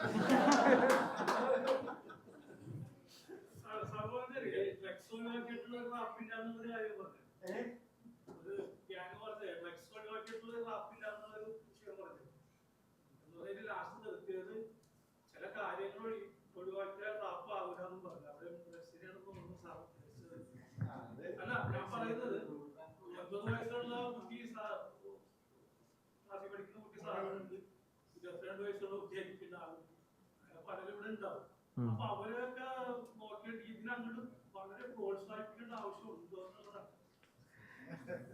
രണ്ട് കാര്യമാണ്. നിങ്ങളിപ്പോ ഭൂമി കറങ്ങണ്ടെന്ന് പറഞ്ഞാലും ഭൂമി കറങ്ങും. പിന്നെ അതായത് കുട്ടികളോട് നിങ്ങൾ കേൾക്കണ്ടെന്ന് പറഞ്ഞോളൂ, വിരോധമൊന്നുമില്ല. നമ്മളുടെ ഒരു പ്രതീക്ഷയാണ് നമ്മൾ വളർത്തുന്ന പോലെയാണ് കുട്ടികളൊക്കെ വളരുന്നതെന്ന്, അങ്ങനെയൊക്കെ വിചാരിക്കാം. ഞാൻ എതിരല്ല. ഞാൻ എൻ്റെ അച്ഛനും അമ്മയും പറഞ്ഞ പോലെ വളർന്ന കുട്ടിയല്ല, അതുകൊണ്ട് എനിക്ക് അത്ര വിശ്വാസം പോരാ. ഇനി രണ്ടാമത്തെ ഒരു പ്രശ്നം, ഞാൻ റാപ്പ് ഇസിക്കൽ ടു ലഹരി അങ്ങനെ ഒരു മുദ്രാവാക്യം ഉണ്ടാക്കിയിട്ടില്ല. ലോകത്തിലെ ഭയങ്കര ഇപ്പൊ ടെൻഡൻ ഡാക്കർ എന്നൊക്കെ പറയുന്ന, കാമോ ഡ്രിഗ എന്നൊക്കെ പറയുന്ന വലിയ റാപ്പർമാരുണ്ട്. ജീവിതത്തിൽ അവർ ലഹരി ഉപയോഗിച്ചിട്ടില്ല എന്നും ലഹരി വിരുദ്ധ മൂവ്മെന്റിനോടൊപ്പം നിൽക്കുന്ന റാപ്പുണ്ട്, ഇല്ലെന്ന് ഞാൻ പറയുന്നില്ല. റാപ്പ് എന്ന് പറഞ്ഞാൽ ഇസിക്കൽ ടു ലഹരി അങ്ങനെയൊന്നുമില്ല, അങ്ങനെ കാണുന്നതിലും ശരിയില്ല. ഞാൻ പറഞ്ഞത് റാപ്പിന്റെ അടിസ്ഥാന സ്വഭാവം അതിന്റെ കൂസലില്ലായ്മയാണ്, അതിന്റെ നിഷേധമാണ്. നിഷേധം അതിന്റെ അടിസ്ഥാന സ്വഭാവമാണ്. ആ നിഷേധം അടിസ്ഥാന സ്വഭാവത്തിനകത്ത് സ്വാഭാവികമായും നിങ്ങളൊരു സാധനം ഉപയോഗിക്കണ്ട എന്ന് പറഞ്ഞാൽ നല്ലൊരു സാധനം വരും. അത് വന്നില്ലെങ്കിൽ അത് ആ നിഷേധാത്മകതയുടെ സമ്പൂർണത കേൾക്കുന്ന പ്രഹരമാണ്. സോ അത് നിങ്ങൾക്ക് അനാർക്കി എന്നോ എന്ത് വേണമെങ്കിൽ വാക്കൊക്കെ ഇടാം, മറ്റു കാര്യങ്ങളൊക്കെ പറയാം, ബട്ട് അത് അതിനകത്തുണ്ട്. സോ അതുകൊണ്ട് ആ വണ്ടി വരുമ്പോ ആ ബോഗിക്കകത്ത് ഞങ്ങൾക്ക് ഇഷ്ടപ്പെടുന്ന കുറച്ച് ഗുഡ്സേ ഉണ്ടാകാവൂ എന്ന് നമ്മൾ പറഞ്ഞുകൊണ്ട് അത് വരില്ല. ആ ബോഗിക്കകത്ത് മറ്റു പലതും വരും. നിങ്ങൾ പ്രോത്സാഹിപ്പിച്ചാലും ഇല്ലെങ്കിലും ഞാൻ പ്രോത്സാഹിപ്പിച്ചാലും ഇല്ലെങ്കിലും റാപ്പ് കേൾക്കപ്പെടും. ഇനി റാപ്പ് മാത്രമായി കേൾക്കുന്ന ഒരു മ്യൂസിക്കൽ ലോകം നല്ലതാണോ? ഞാൻ അങ്ങനെയൊന്നും കരുതുന്നില്ല. ഇന്നങ്ങനെയല്ല. റാപ്പിന്റെ ഒരു വേവിന് പല സ്ഥലങ്ങളിലും വലിയ ഡൗൺ സംഭവിച്ചിട്ടുണ്ട്. അത് ആരെങ്കിലും വേണ്ടെന്ന് വെച്ചോണ്ടോ നിരോധനം കൊണ്ടോ സംഭവിച്ചല്ല. ഒരു പ്രത്യേക ഘട്ടം കഴിഞ്ഞ് നമുക്ക് റാപ്പ് ആസ്വദിക്കാൻ കഴിയില്ല. നിങ്ങൾ എത്ര നേരം ഇരുന്ന് റാപ്പ് കേൾക്കും? റാപ്പ് ഇഷ്ടപ്പെടുന്ന ഒരാളാണെങ്കിൽ പോലും കുറച്ച് ബുദ്ധിമുട്ടുണ്ട് റാപ്പ് പോലൊരു മ്യൂസിക് കേൾക്കാൻ. നിങ്ങൾ മെലഡി കേൾക്കുന്ന പോലെയല്ല റാപ്പിന്റെ ഒരു സൗണ്ട് കൾച്ചർ, നമ്മുടെ ചെവിയുടെ ഡയഫ്രം, പല കാര്യങ്ങളുണ്ട്. അപ്പൊ ഞാൻ ഈ റാപ്പ് ലേഖനം എഴുതാൻ വേണ്ടി ഏതാണ്ട് ഒരു 15 ദിവസത്തോളം എടുത്തു. ഈ ലേഖനത്തിന് അതിന്റെ മുമ്പ് മുതലുള്ള കുറെ പഠനമുണ്ട്. അതെ, അതാണ് ടുപ്പാക്കൊക്കെ ഞാൻ ഇരുന്ന് എത്ര നേരം കേട്ടിട്ടുണ്ടെന്ന് അറിയാം. ഞാൻ ഈ 15 ദിവസം റാപ്പ് ഒഴികെ ഒരു സംഗീതവും കേൾക്കുന്നില്ല. 15 ദിവസം കഴിഞ്ഞപ്പോഴേക്കും എന്റെ തലയ്ക്ക് ഒരു ചുറ്റികയൊക്കെ അടികൊണ്ട മാതിരി ഒരു ഫീലിലെത്തി ഞാൻ. പിന്നെ ഞാനിതൊക്കെ കഴിഞ്ഞിട്ട് ആണ് അല്ലെ, നമ്മൾ കാണേണ്ട ഒരു കാര്യം അറ്റൻഷൻ സ്പാനിൽ വരുന്ന വലിയൊരു ചേഞ്ച് ഉണ്ട്. അതാണ് ഇതിനകത്ത് ഏറ്റവും വലിയ പ്രതിസന്ധി. ഞാൻ കാണുന്ന കുട്ടികളുടെ ഏറ്റവും വലിയ പ്രതിസന്ധി അവിടെയാണ് കിടക്കുന്നത്. അതിനെപ്പറ്റി വളരെ പ്രധാനപ്പെട്ട പിയർ വ്യൂസിൽ വളരെ പ്രധാനപ്പെട്ട അക്കാഡമിക് പഠനങ്ങൾ തന്നെ വന്നിട്ടുണ്ട്. പുതിയ കുട്ടികളുടെ അറ്റൻഷൻ സ്പാൻ വളരെ കുറഞ്ഞിട്ടുണ്ട്. ഇപ്പൊ നിങ്ങൾ നോക്കൂ, അത് സംഗീതം മാത്രം വെച്ച് വിലയിരുത്തണ്ട. നിങ്ങളൊക്കെ ചെറുപ്പത്തിൽ വായിച്ച പോലുള്ള വലിയ നോവലുകൾ ഇന്നത്തെ ഏതെങ്കിലും ഒരു കുട്ടി വായിക്കുമോ? ഞാൻ ഇപ്പോൾ കുട്ടിക്കാലത്ത് ഈ ബുഡൻ ബ്രൂക്സ്, തോമസ് മെൻ, ബ്രദേഴ്സ് കാരമസോവ് അതൊക്കെ വായിച്ച് തീർക്കലൊക്കെ വലിയ ജന്മ ദൗത്യമായി ഏറ്റെടുത്ത് വായിച്ചിരുന്നു. ഇന്നത്തെ ബ്രദേഴ്സ് കാരമസോവ് കൊണ്ടുപോയിട്ട് നിങ്ങൾ ഒരു UP സ്കൂൾ, ഞാൻ 7ലോ മറ്റോ പഠിക്കുമ്പോഴാണ്, എനിക്ക് 7, 8, 9, 10 കൊടുത്തു നോക്കൂ, വായിക്കാൻ വളരെ ബുദ്ധിമുട്ടുണ്ടാവുന്നു. നിങ്ങൾ നമ്മുടെ സ്കൂളുകളിലൊക്കെ നടക്കുന്ന സ്കൂൾ ഡേ ഉണ്ടല്ലോ, എന്താ അതിലുള്ള കുട്ടികൾ സിനിമാറ്റിക് ഡാൻസ് കളിക്കുന്ന കണ്ടിട്ടുണ്ടോ? പണ്ടൊക്കെ ഒരു പാട്ടിട്ടിട്ടാണ് അവർ സിനിമാറ്റിക് ഡാൻസ് കളിക്കുക. ഇപ്പോ റീൽസ് ആണ്. അതായത് 4 മിനിറ്റ് നേരം ഒരു ഡാൻസ് കളിക്കുമ്പോൾ 40 പാട്ടുണ്ടാവും. 3, 4, 5 ഒന്നും അല്ല, 40 പാട്ടാണ്. അതായത് 20 സെക്കൻഡിന് അപ്പുറത്തേക്ക് നിൽക്കുന്ന അറ്റൻഷൻ സ്പാൻ റദ്ദ് ചെയ്യപ്പെടുകയാണ്. അത് പഠനത്തെ സീരിയസ് ആയി ബാധിക്കും. നമ്മുടെ നമ്മുടെ അറ്റൻഷൻ അത്രയും കുറയുമ്പോൾ അത് വലിയ പ്രോബ്ലംസ് ഉണ്ടാക്കും. മ്യൂസിക്കൽ സെൻസിബിലിറ്റിയിലും അത് വലിയ പ്രശ്നം ഉണ്ടാക്കുമെന്ന് കരുതുന്ന ഒരാളാണ് ഞാൻ. അതെല്ലാറ്റിലും ഏത് ജ്ഞാനമണ്ഡലത്തെയും വലിയ തോതിൽ പരിക്കേൽപ്പിക്കുന്ന ഒരു കാര്യമാണ് അറ്റൻഷൻ സ്പാൻ്റെ പരിക്ക് എന്ന് പറയുന്നത്. ഇപ്പൊ ഞങ്ങളൊക്കെ ചെറുപ്പത്തിൽ വിളംബകാലം പഠിച്ചിട്ടാണ് കർണാടക സംഗീതം പഠിക്കുന്നത്. വിളംബകാലം വളരെ പ്രധാന. വളരെ മെല്ലെ എങ്ങനെ ഒരു ടോണിനെ പരിചരിക്കാം എന്ന് പറയുന്നത് ഞങ്ങൾക്ക് വളരെ പ്രധാന. ഞങ്ങൾ പിന്നീട് പാടുമ്പോൾ ഗണപതിം ഭജേഹം എന്ന് പാടുമായിരിക്കും. പഠിക്കുമ്പോ ഗണപതിം എന്നേ പഠിക്കാൻ പറ്റൂ. അതങ്ങനെ പഠിക്കുന്ന അതിന്റെ സംഗതികൾ ക്ലിയർ ആവാൻ വേണ്ടിയാണ്. അതിനകത്ത് കിടക്കുന്ന ഓരോ പ്ലാനുകളും കൃത്യത വരുത്താൻ വേണ്ടിയിട്ടാണ്. ആ പഠനം വളരെ പ്രധാനമാണ്. അത് സംഗീതത്തിൽ മാത്രമല്ല, ഈ ആസ്വാദനത്തിൽ, മ്യൂസിക്കിന്റെ ആസ്വാദനത്തിൽ നോക്കൂ. സമയം വൈകിയോ? ഇല്ല. മ്യൂസിക്കിന്റെ ആസ്വാദനത്തിൽ നോക്കൂ. ഞാൻ പറയാറുള്ളൊരു കാര്യമാണ്, എൻ്റെ ചെറുപ്പത്തിൽ ഈ ഓഡിയോ കാസ്റ്റ് വാങ്ങലാണ് ആകെ ഉണ്ടായിരുന്ന പരിപാടി. CD വന്നിട്ടില്ല. അപ്പം ഞാൻ ഈ പാട്ടൊക്കെ പഠിക്കുന്നുണ്ട്, കർണാടക സംഗീതമൊക്കെ പഠിക്കുന്നുണ്ട്. എവിടുന്ന് കേൾക്കും ഇത്? നാട്ടിൽ മുഴുവൻ ഞാൻ ഇവിടെ പെരിന്തൽമണ്ണ അടുത്ത് കുന്നപ്പള്ളി എന്ന് പറയുന്ന സ്ഥലത്താണ് എൻ്റെ കുട്ടിക്കാലം. പെരിന്തൽമണ്ണ ഞാൻ ഇഷ്ടം പോലെ മാപ്പിളപ്പാട്ട് ചെറുപ്പത്തിലെ പാടുകയും കേൾക്കുകയും ചെയ്യുന്ന ഒരാളാണ് ഞാൻ. എൻ്റെ ഒരു ലോകമാണ് മാപ്പിളപ്പാട്ട്. ഇഷ്ടപ്പെട്ടൊരു കാര്യമാണ്. അതിൻ്റെ ഒരു ലോകം ഉണ്ടെന്നല്ലാണ്ട് അവിടെ നിന്ന് കർണാടക സംഗീതം പാടുന്ന ആൾക്കാരും ഇല്ല, കേൾക്കണ ആൾക്കാർ കുറച്ച് പേരേ ഉള്ളൂ. അപ്പൊ എന്ത് ചെയ്യാൻ പറ്റും? കട്ടുപ്പാറ, ഞങ്ങളൊരു ഗ്യാങ് ഒക്കെ ഉണ്ട്, കുറച്ച് പേരൊക്കെ ഉണ്ട്. ഇന്നത്തെ സുദീപ്, ഞങ്ങളൊക്കെ പാടൊരു ഗ്യാങ്ങാണ്. പക്ഷേ കേൾക്കാൻ വഴിയില്ല, കച്ചേരികൾ അത്ര കേൾക്കുന്നില്ല. ആകെ ഈ റേഡിയോയില് കർണാടക സംഗീതം എന്ന് പറഞ്ഞ് 2 മണിക്കൂറായിട്ടുണ്ടാവും, അതിരുന്ന് കേൾക്കും. കർണാടക സംഗീത പാഠം എന്ന് പറഞ്ഞ 1 മണിക്കൂർ നേരത്തെ ഒരു പരിപാടി ഉണ്ട്, അതിരുന്ന് കേൾക്കും. പിന്നെ ഗുരുവായൂർ അമ്പലത്തിലൊക്കെ പോണ പരിപാടി ഉണ്ട് വീടുകളിൽ നിന്ന്. അപ്പൊ അവിടെ പോകുമ്പോൾ ഇതിന്റെ കാസറ്റ് കിട്ടും. അത് ഈ 90 മിനിറ്റിന്റെ കാസറ്റും 60 മിനിറ്റിന്റെ കാസറ്റും, അങ്ങനെ 2 കാസറ്റാണ്. അതിൽ കർണാടക സംഗീതമൊക്കെ ആകുമ്പോൾ 2 കീർത്തനായ 90 മിനിറ്റ് ആയി. ഈ സാധനം വാങ്ങും. അത് എത്ര എണ്ണം വാങ്ങും? പണ്ടത്തെ നമ്മുടെ വീട്ടിലത്തേക്ക് ഒരു സാമ്പത്തിക സ്ഥിതി നമുക്കൊക്കെ അറിയാമല്ലോ. എന്റെയൊക്കെ കയ്യിൽ ഏറിപ്പോയ ഒരു 10-25 കാസറ്റ് ഒക്കെ ഉണ്ടായിരുന്നു കർണാടക സംഗീതത്തിന്റെ. അത് തിരിച്ചും മറിച്ചും അത് അങ്ങോട്ടിടും ഇങ്ങോട്ടിടും ഇങ്ങനെ കേൾക്കും. ഇതാണ് നമ്മുടെ കയ്യിലുള്ള സംഭവം. ഓക്കെ, അപ്പൊ ഉണ്ടാവുന്ന ഒരു കാര്യം എന്താ വെച്ചാൽ, ഇത് പലവട്ടം കേട്ടിട്ടുണ്ട്. ഇപ്പൊ കഥകളി സംഗീതമാണെന്ന് വെച്ചാൽ ഞാൻ പലവട്ടം ഒരേ കാസറ്റ് കേട്ടിട്ടുണ്ട്. കർണാടക സംഗീതമാണെങ്കിൽ ഞാനത് കേട്ടിട്ടുണ്ട്. അതുകൊണ്ട് ഇപ്പം ചില കീർത്തനങ്ങളുടെ ഓരോ ന്യൂയാൻസസും എനിക്ക് ഇന്നും ഓർമ്മയുണ്ട്. അത് ഞാൻ പഠിക്കാനായി പഠിച്ചാലല്ല, ഞാൻ ഇതേയുള്ളൂ, വേറെ കാസറ്റ് ഒന്നും ഇല്ലല്ലോ, അതെന്നെ കേട്ടോണ്ടിരിക്കുകയാണ്. അത് 1000 വട്ടം കേട്ടിട്ടുണ്ടാവും. അപ്പൊ അതിന്റെ വളരെ എങ്ങനെയാണ് മധുരമണിയർ ഒരു പ്രത്യേക കീർത്തനം പാടുന്നത്, അതൊക്കെ ഒരു കാസ്റ്റ് ഉണ്ടായിരുന്നു. മധുരമണിയരുടെ ഒരു മഹാരാജപുരം സന്താനം പാടുന്ന ഒരു കാസ്റ്റ് ഉണ്ടായിരുന്നു. MD രാമനാഥൻ പാടുന്ന ഒരു കാസ്റ്റ് ഉണ്ടായിരുന്നു. ഹൈദരാലി മാഷ് പാടുന്ന ഒരു കഥകളിപ്പാത്തിന്റെ കാസ്റ്റ് ഉണ്ടായിരുന്നു. ഹൈദരാലി മാഷ് പരിപാഹിമാം ഹരെ അല്ലെങ്കിൽ അജിതാ ഹരെ, അത് പാടുന്നതിന്റെ ഓരോ മൈന്യൂട്ട് ടോണും എനിക്ക് ഇന്നും അറിയാം. ഓക്കെ, ഇന്ന് കഥകളി സംഗീതം പഠിക്കുന്ന കുട്ടി, ഞാൻ ഇവരുടെ ക്യാമ്പ് പങ്കെടുക്കാറുണ്ട്, നമ്മളെ വിളിക്കാറുണ്ട്, അല്ലെങ്കിൽ ഇവരോട് പലപ്പോഴും എനിക്ക് ഡിബേറ്റ് വേണ്ടി വരാറുണ്ട്. ഇന്ന് കഥകളി സംഗീതം പഠിക്കുന്ന ഒരു കുട്ടി, ഇന്ന് കർണാടക സംഗീതം പഠിക്കുന്ന ഒരു കുട്ടിയുടെ മുന്നിലുള്ളത് ടെറാബൈറ്റുകൾ കണക്ക് മ്യൂസിക്കാണ്. കർണാടക സംഗീതമാണ്, കഥകളി സംഗീതമാണ് അവൻ്റെ കയ്യിലുള്ളത്. അവനൊരു സാധനം ഒരുപാട് വട്ടം കേൾക്കാൻ പോകുന്നില്ല. ഒരു തവണ കേട്ടാൽ 2ാമതവൻ കേൾക്കൂല, വേറെ കേൾക്കാണ്ട്. ഇത് എന്തിലും അതാണ് അവസ്ഥ. ഞാൻ പറയുന്നത്, അത് എൻ്റെ ഒരു മേഖല പറഞ്ഞെന്ന് മാത്രം. ഞാൻ ചെറുപ്പത്തിൽ കേട്ടിരുന്ന എല്ലാം, ഏത് മ്യൂസിക്കൽ ഏത് വായന, എന്ത് ജ്ഞാനമണ്ഡലവും നിങ്ങൾ എടുത്തോളൂ. അപ്പൊ ഈ വിപുലത, ആഴത്തെ ഇല്ലാതാക്കുക എന്ന് പറയുന്നൊരു പ്രോബ്ലം ഉണ്ട്. ആഴത്തിലേക്ക് നമുക്ക് തുറന്നിറങ്ങാനുള്ള നമ്മുടെ കണ്ണ്, ആ അറ്റൻഷൻ അകത്തേക്ക് ജാഗ്രതായി പിടിക്കാനുള്ള സൂക്ഷ്മതയുടെ കണ്ണ് ക്രമേണ നഷ്ടപ്പെട്ടു പോവുകയാണ്. തീരെ ചെറിയ ശബ്ദങ്ങൾ എന്ന് പറഞ്ഞൊരു എൻ്റെ ONV മാസ്റ്റർ പഴയ കവിത ഉണ്ടല്ലോ, തീരെ ചെറിയ ശബ്ദങ്ങൾ നമുക്ക് കേൾക്കാൻ പറ്റാതായി.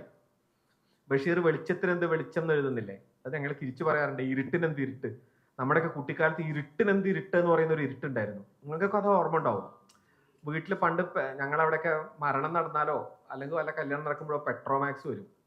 ഞങ്ങളൊക്കെ കുട്ടികളൊക്കെ ചുറ്റും കൂടിയിരിക്കും. അതിന്റെ ആ മാൻഡിൽ വെക്കണ ഏട്ടനൊക്കെ വൻ എഞ്ചിനീയറാണ്. മൂപ്പരുടെ ഒപ്പം ഇരുന്ന് വലിയൊരു സംഭവമാണ് മൂപ്പര് ചെയ്യുന്നത്. ഈ പെട്രോമാക്സിന് കത്തുമ്പോ ഒരു വെളിച്ചം വരാണ്ട്, അതാണ് വെളിച്ചത്തിനെന്ത് വെളിച്ചം പറയണത്. ഇരുട്ടിന്റെ ഒരു ഇരുട്ടുണ്ട്. പണ്ട് നിങ്ങളൊരു 35-40 വർഷം മുമ്പുള്ള കേരളത്തിന്റെ ഒരു ഇരുട്ട് നിങ്ങളൊന്ന് ആലോചിച്ച് നോക്കും. ഞാൻ നൊക്ലാലജി ഉണ്ടാക്കല്ല കേട്ടോ, അതിന്റെ പണിയല്ല, ഞാൻ അതിനോട് യോജിപ്പുള്ള ആളല്ല, അത് വേറെ കാര്യമാണ്. 40 വർഷം മുമ്പത്തെ ഒരു ഇരുട്ട് നിങ്ങൾ സങ്കല്പിക്കും. ആ ഇരുട്ടിന്ന് നമുക്ക് ഉണ്ടാക്കാൻ പോലും സാധ്യമല്ല. നമ്മൾ മുഴുവൻ ലൈറ്റ് ഓഫ് ചെയ്താലും ആ ഇരുട്ടുണ്ടാവില്ല. നമ്മൾ വീട്ടിൽ നമ്മുടെ പ്രദേശത്തെയും കംപ്ലീറ്റ് ലൈറ്റ് ഓഫ് ചെയ്തു, പവർ കട്ട് ഉണ്ടായി, നോ, ആ ഇരുട്ട് നമുക്ക് കിട്ടില്ല.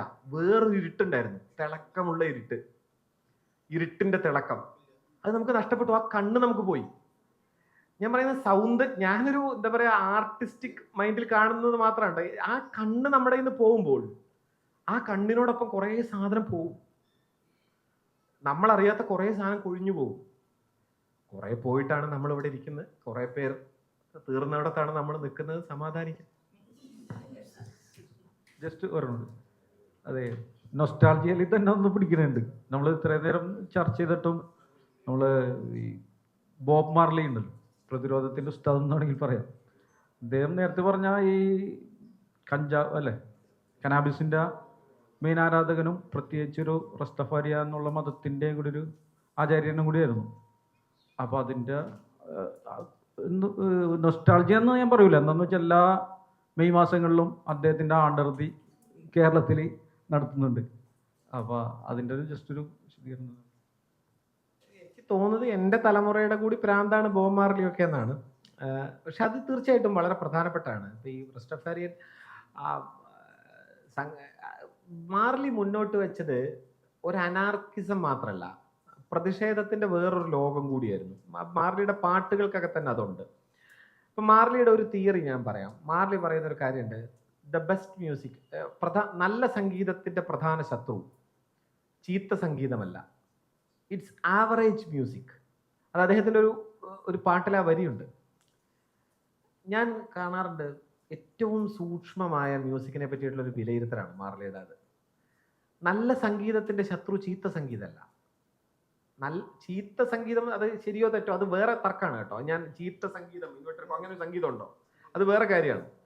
ബട്ട് ഒരു തരത്തിലും ഒരു ജ്ഞാനമണ്ഡലത്തെ പ്രതിനിധീകരിക്കാത്ത ഒരു സംഗീതത്തിന്, വളരെ ആഴത്തിലുള്ളൊരു ജ്ഞാനമണ്ഡലത്തെ സംവേദനം ചെയ്യുന്ന ഒരു സംഗീതത്തിനോട് ഒന്നും ചെയ്യാനില്ല. പക്ഷെ ഈ ആവറേജ് ആർട്ട് എന്ന് പറയുന്നുണ്ടല്ലോ, ആവറേജ് ആർട്ടിലെ വലിയ ശത്രുവാണ്. മാർലിയാണ് ഇതിന്റെ പ്രധാന. അതായത് മാർലി എല്ലാ ആൽബവും മാർലിയുടെ നല്ലതല്ല. എല്ലാ തവണയും ബോബ് മാർലി നന്നായി പാടില്ല. അത് വെറുതെ അല്ല, ബോബ് മാർലി അങ്ങനെ തീരുമാനിച്ചിട്ടുണ്ട് നന്നാവരുത്, തീരുമാനിച്ചിട്ടുണ്ട്. അപ്പോൾ ഇടയ്ക്ക് നന്നാവും. ഈ എല്ലാ സ്റ്റേജിലും ഒരേപോലെ പെർഫോമൻസ് ചെയ്യുന്നവരായിരുന്നു കേരളത്തിലെ മിക്കവാറും എല്ലാ പെർഫോമൻസും. നിങ്ങൾ നോക്കിയാൽ മതി. അത് ഒരു മുതലാളിത്ത ലോകത്തിലെ അനിവാര്യമായ കാര്യമാണ്. നിങ്ങൾക്ക് നിരന്തരമായി അങ്ങനെ ക്ഷണിക്കാൻ ആളുകളില്ല. നിങ്ങൾ ഈ മാർക്കറ്റിന്റെ മുമ്പിൽ നിൽക്കുന്ന ഒരു വേൾഡ് എക്സ്ചേഞ്ച് വാല്യൂ, എന്താ പറയാ, പഴയ താടിക്കാരന്റെ ഭാഷയിൽ കുടിലമായ രക്തമുറ്റൽ മാത്രമായി തീർന്ന മുതലാളിത്തത്തിന്റെ മുന്നിൽ നിൽക്കുമ്പോൾ നിങ്ങൾക്ക് ഓരോ സ്റ്റേജും ആ ആവറേജ് പെർഫോമൻസ് കൊടുക്കണം. നിങ്ങളെ അങ്ങനെ വിളിക്കുകയുള്ളൂ. ബട്ട് മുൻപ് നമ്മുടെ ആർട്ടിസ്റ്റുകൾ ഒന്നും ഇങ്ങനെ ആയിരുന്നില്ല. ഞാൻ മാർലിയെ നമ്മുടെ കേരളത്തിലെ പഴയ ആർട്ടിസ്റ്റുകളുമായിട്ട് ബന്ധപ്പെടുത്തി ചിന്തിക്കാറുള്ള ആളാണ്. പൂക്കാട്ടിൽ ദിവാര പൊതുവാൾ പണ്ടി ഞങ്ങളുടെ നാട്ടിൽ തായമ്പയ്ക്ക് വരും. 10 തായമ്പ് കൊട്ടിയാൽ 9 തായമ്പകയും ഒന്നാം തരം പൊട്ട തായമ്പകകളായിരിക്കും. വന്നു ചിലപ്പോൾ അരിച്ചാലായിരിക്കും. അദ്ദേഹം നല്ല മദ്യപാനിയാണ്. പക്ഷെ ഒരു ദിവസം ഒരു തായമ്പക കൊട്ടും. അന്നത്തോടുകൂടി തായമ്പക എന്ന കലാരൂപം ഇനി കേൾക്കണ്ട എന്ന വിധം നമ്മുടെ വയറ് നിറയും. അതടുത്ത തവണ കേൾക്കാനും പറ്റില്ല. കലാമണ്ഡലം ഗോപി 10 സ്റ്റേജിൽ 9 കൊളാക്കും. പിന്നൊരു ദിവസം ഗോപിയാശാനാവും. അന്ന് ഗോപിയാശാനോടൊപ്പം ആരുമില്ല. വെൺമണി ഹരിദാസേട്ടൻ 10 പാട്ടിൽ 10 സ്റ്റേജ് പാടിയ 9 സ്റ്റേജും മോശമായി പാടും. ഒരു ദിവസം വെൺമണി ഹരിദാസ് ഒരു പാട്ട് പാടും. അന്ന് അദ്ദേഹത്തോടൊപ്പം ആരും നിൽക്കണ്ട. ആര് വിചാരിച്ചാലും ആ പാട്ടിനോടൊപ്പം പാടാനും കഴിയില്ല. തിച്ചൂർ മണിയൻ മദ്ദളം എടുത്തു കഴിഞ്ഞാൽ പഞ്ചവാദ്യത്തിന് മിക്കവാറും കൊളാക്കും. ഒരു ദിവസം മണിയനാവും. അന്ന് ആരും അടുത്ത് മദ്ദളമായിട്ട് നിൽക്കാൻ പേടിക്കും. ശങ്കരേട്ടൻ പറയും, അന്ന് മണിയൻ്റെ അടുത്ത് നിന്നാൽ പനിക്കും എന്ന് പറയും. അത് ആ കൃത്യം വാക്കാണ്, പനിക്കും. അങ്ങനത്തെ ആർട്ടിസ്റ്റുകൾ ഉണ്ടായിരുന്നു എല്ലായിടത്തും. എനിക്ക് അറിയാവുന്ന ഒരു ലോകം പറഞ്ഞു എന്നേ ഉള്ളൂ കേട്ടോ. ഇപ്പൊ നോക്കൂ, ഇപ്പൊ ഒരു കലയിലും അങ്ങനെയല്ല. ആവറേജ് വൽക്കരിക്കപ്പെട്ടു. ആവറേജ് ആർട്ടാണ് ഇന്നത്തെ ആർട്ട്. റാപ്പിലും അത് വന്നു. ഈ ഞാൻ പറഞ്ഞ പ്രധാനപ്പെട്ട പഴയ റാപ്പർമാർ പലരും എടുത്ത്, അതാണ് ഈ നൊക്ലാൾജിയവാദക്കാർ ഉന്നയിക്കുന്ന ഒരു കാര്യം. ബട്ട് അതിനോട് യോജിപ്പില്ലെങ്കിലും അതിലൊരു പോയിന്റ് ഉണ്ട്. 70കളിലെ 80കളിലെ റാപ്പർ, മറ്റേ കൂൾഹാർക്ക് ആയിക്കോട്ടെ, അവിടുന്ന് ഇങ്ങോട്ട് വന്നിരിക്കുന്ന പ്രധാനപ്പെട്ട ആളുകൾ പലരും, NG ഡിങ്ക, അവരെല്ലാവരും ഈ നിക്കി മിനാജ് വരെ ഉള്ളവർ എല്ലാ റാപ്പും നല്ലതല്ല. പക്ഷെ ഇപ്പോൾ ഓരോ ആൽബവും സോഫിസ്റ്റിക്കേറ്റ്. അതാ സാമ്രാജ്യത്വം എങ്ങനെയാണ് ഇത്തരം ഒരു കലയെ മാർജിനലൈസ് ചെയ്ത് പരുവപ്പെടുത്തിയത്, ചെത്തിമിനുക്കി പരുവപ്പെടുത്തിയത് എന്നുള്ളതിന്റെ സാക്ഷ്യമാണ്. ആവറേജ് വൽക്കരിക്കപ്പെട്ടു. ബോബ് മാർലി ഇത് ആദ്യം തിരിച്ചറിഞ്ഞൊരു കലാകാരനാണ്. ആവറേജ് ആയാൽ ആ നിമിഷം അതിലെ കല ഇല്ലാതാവും എന്നയാൾ തിരിച്ചറിഞ്ഞു. ഓക്കെ.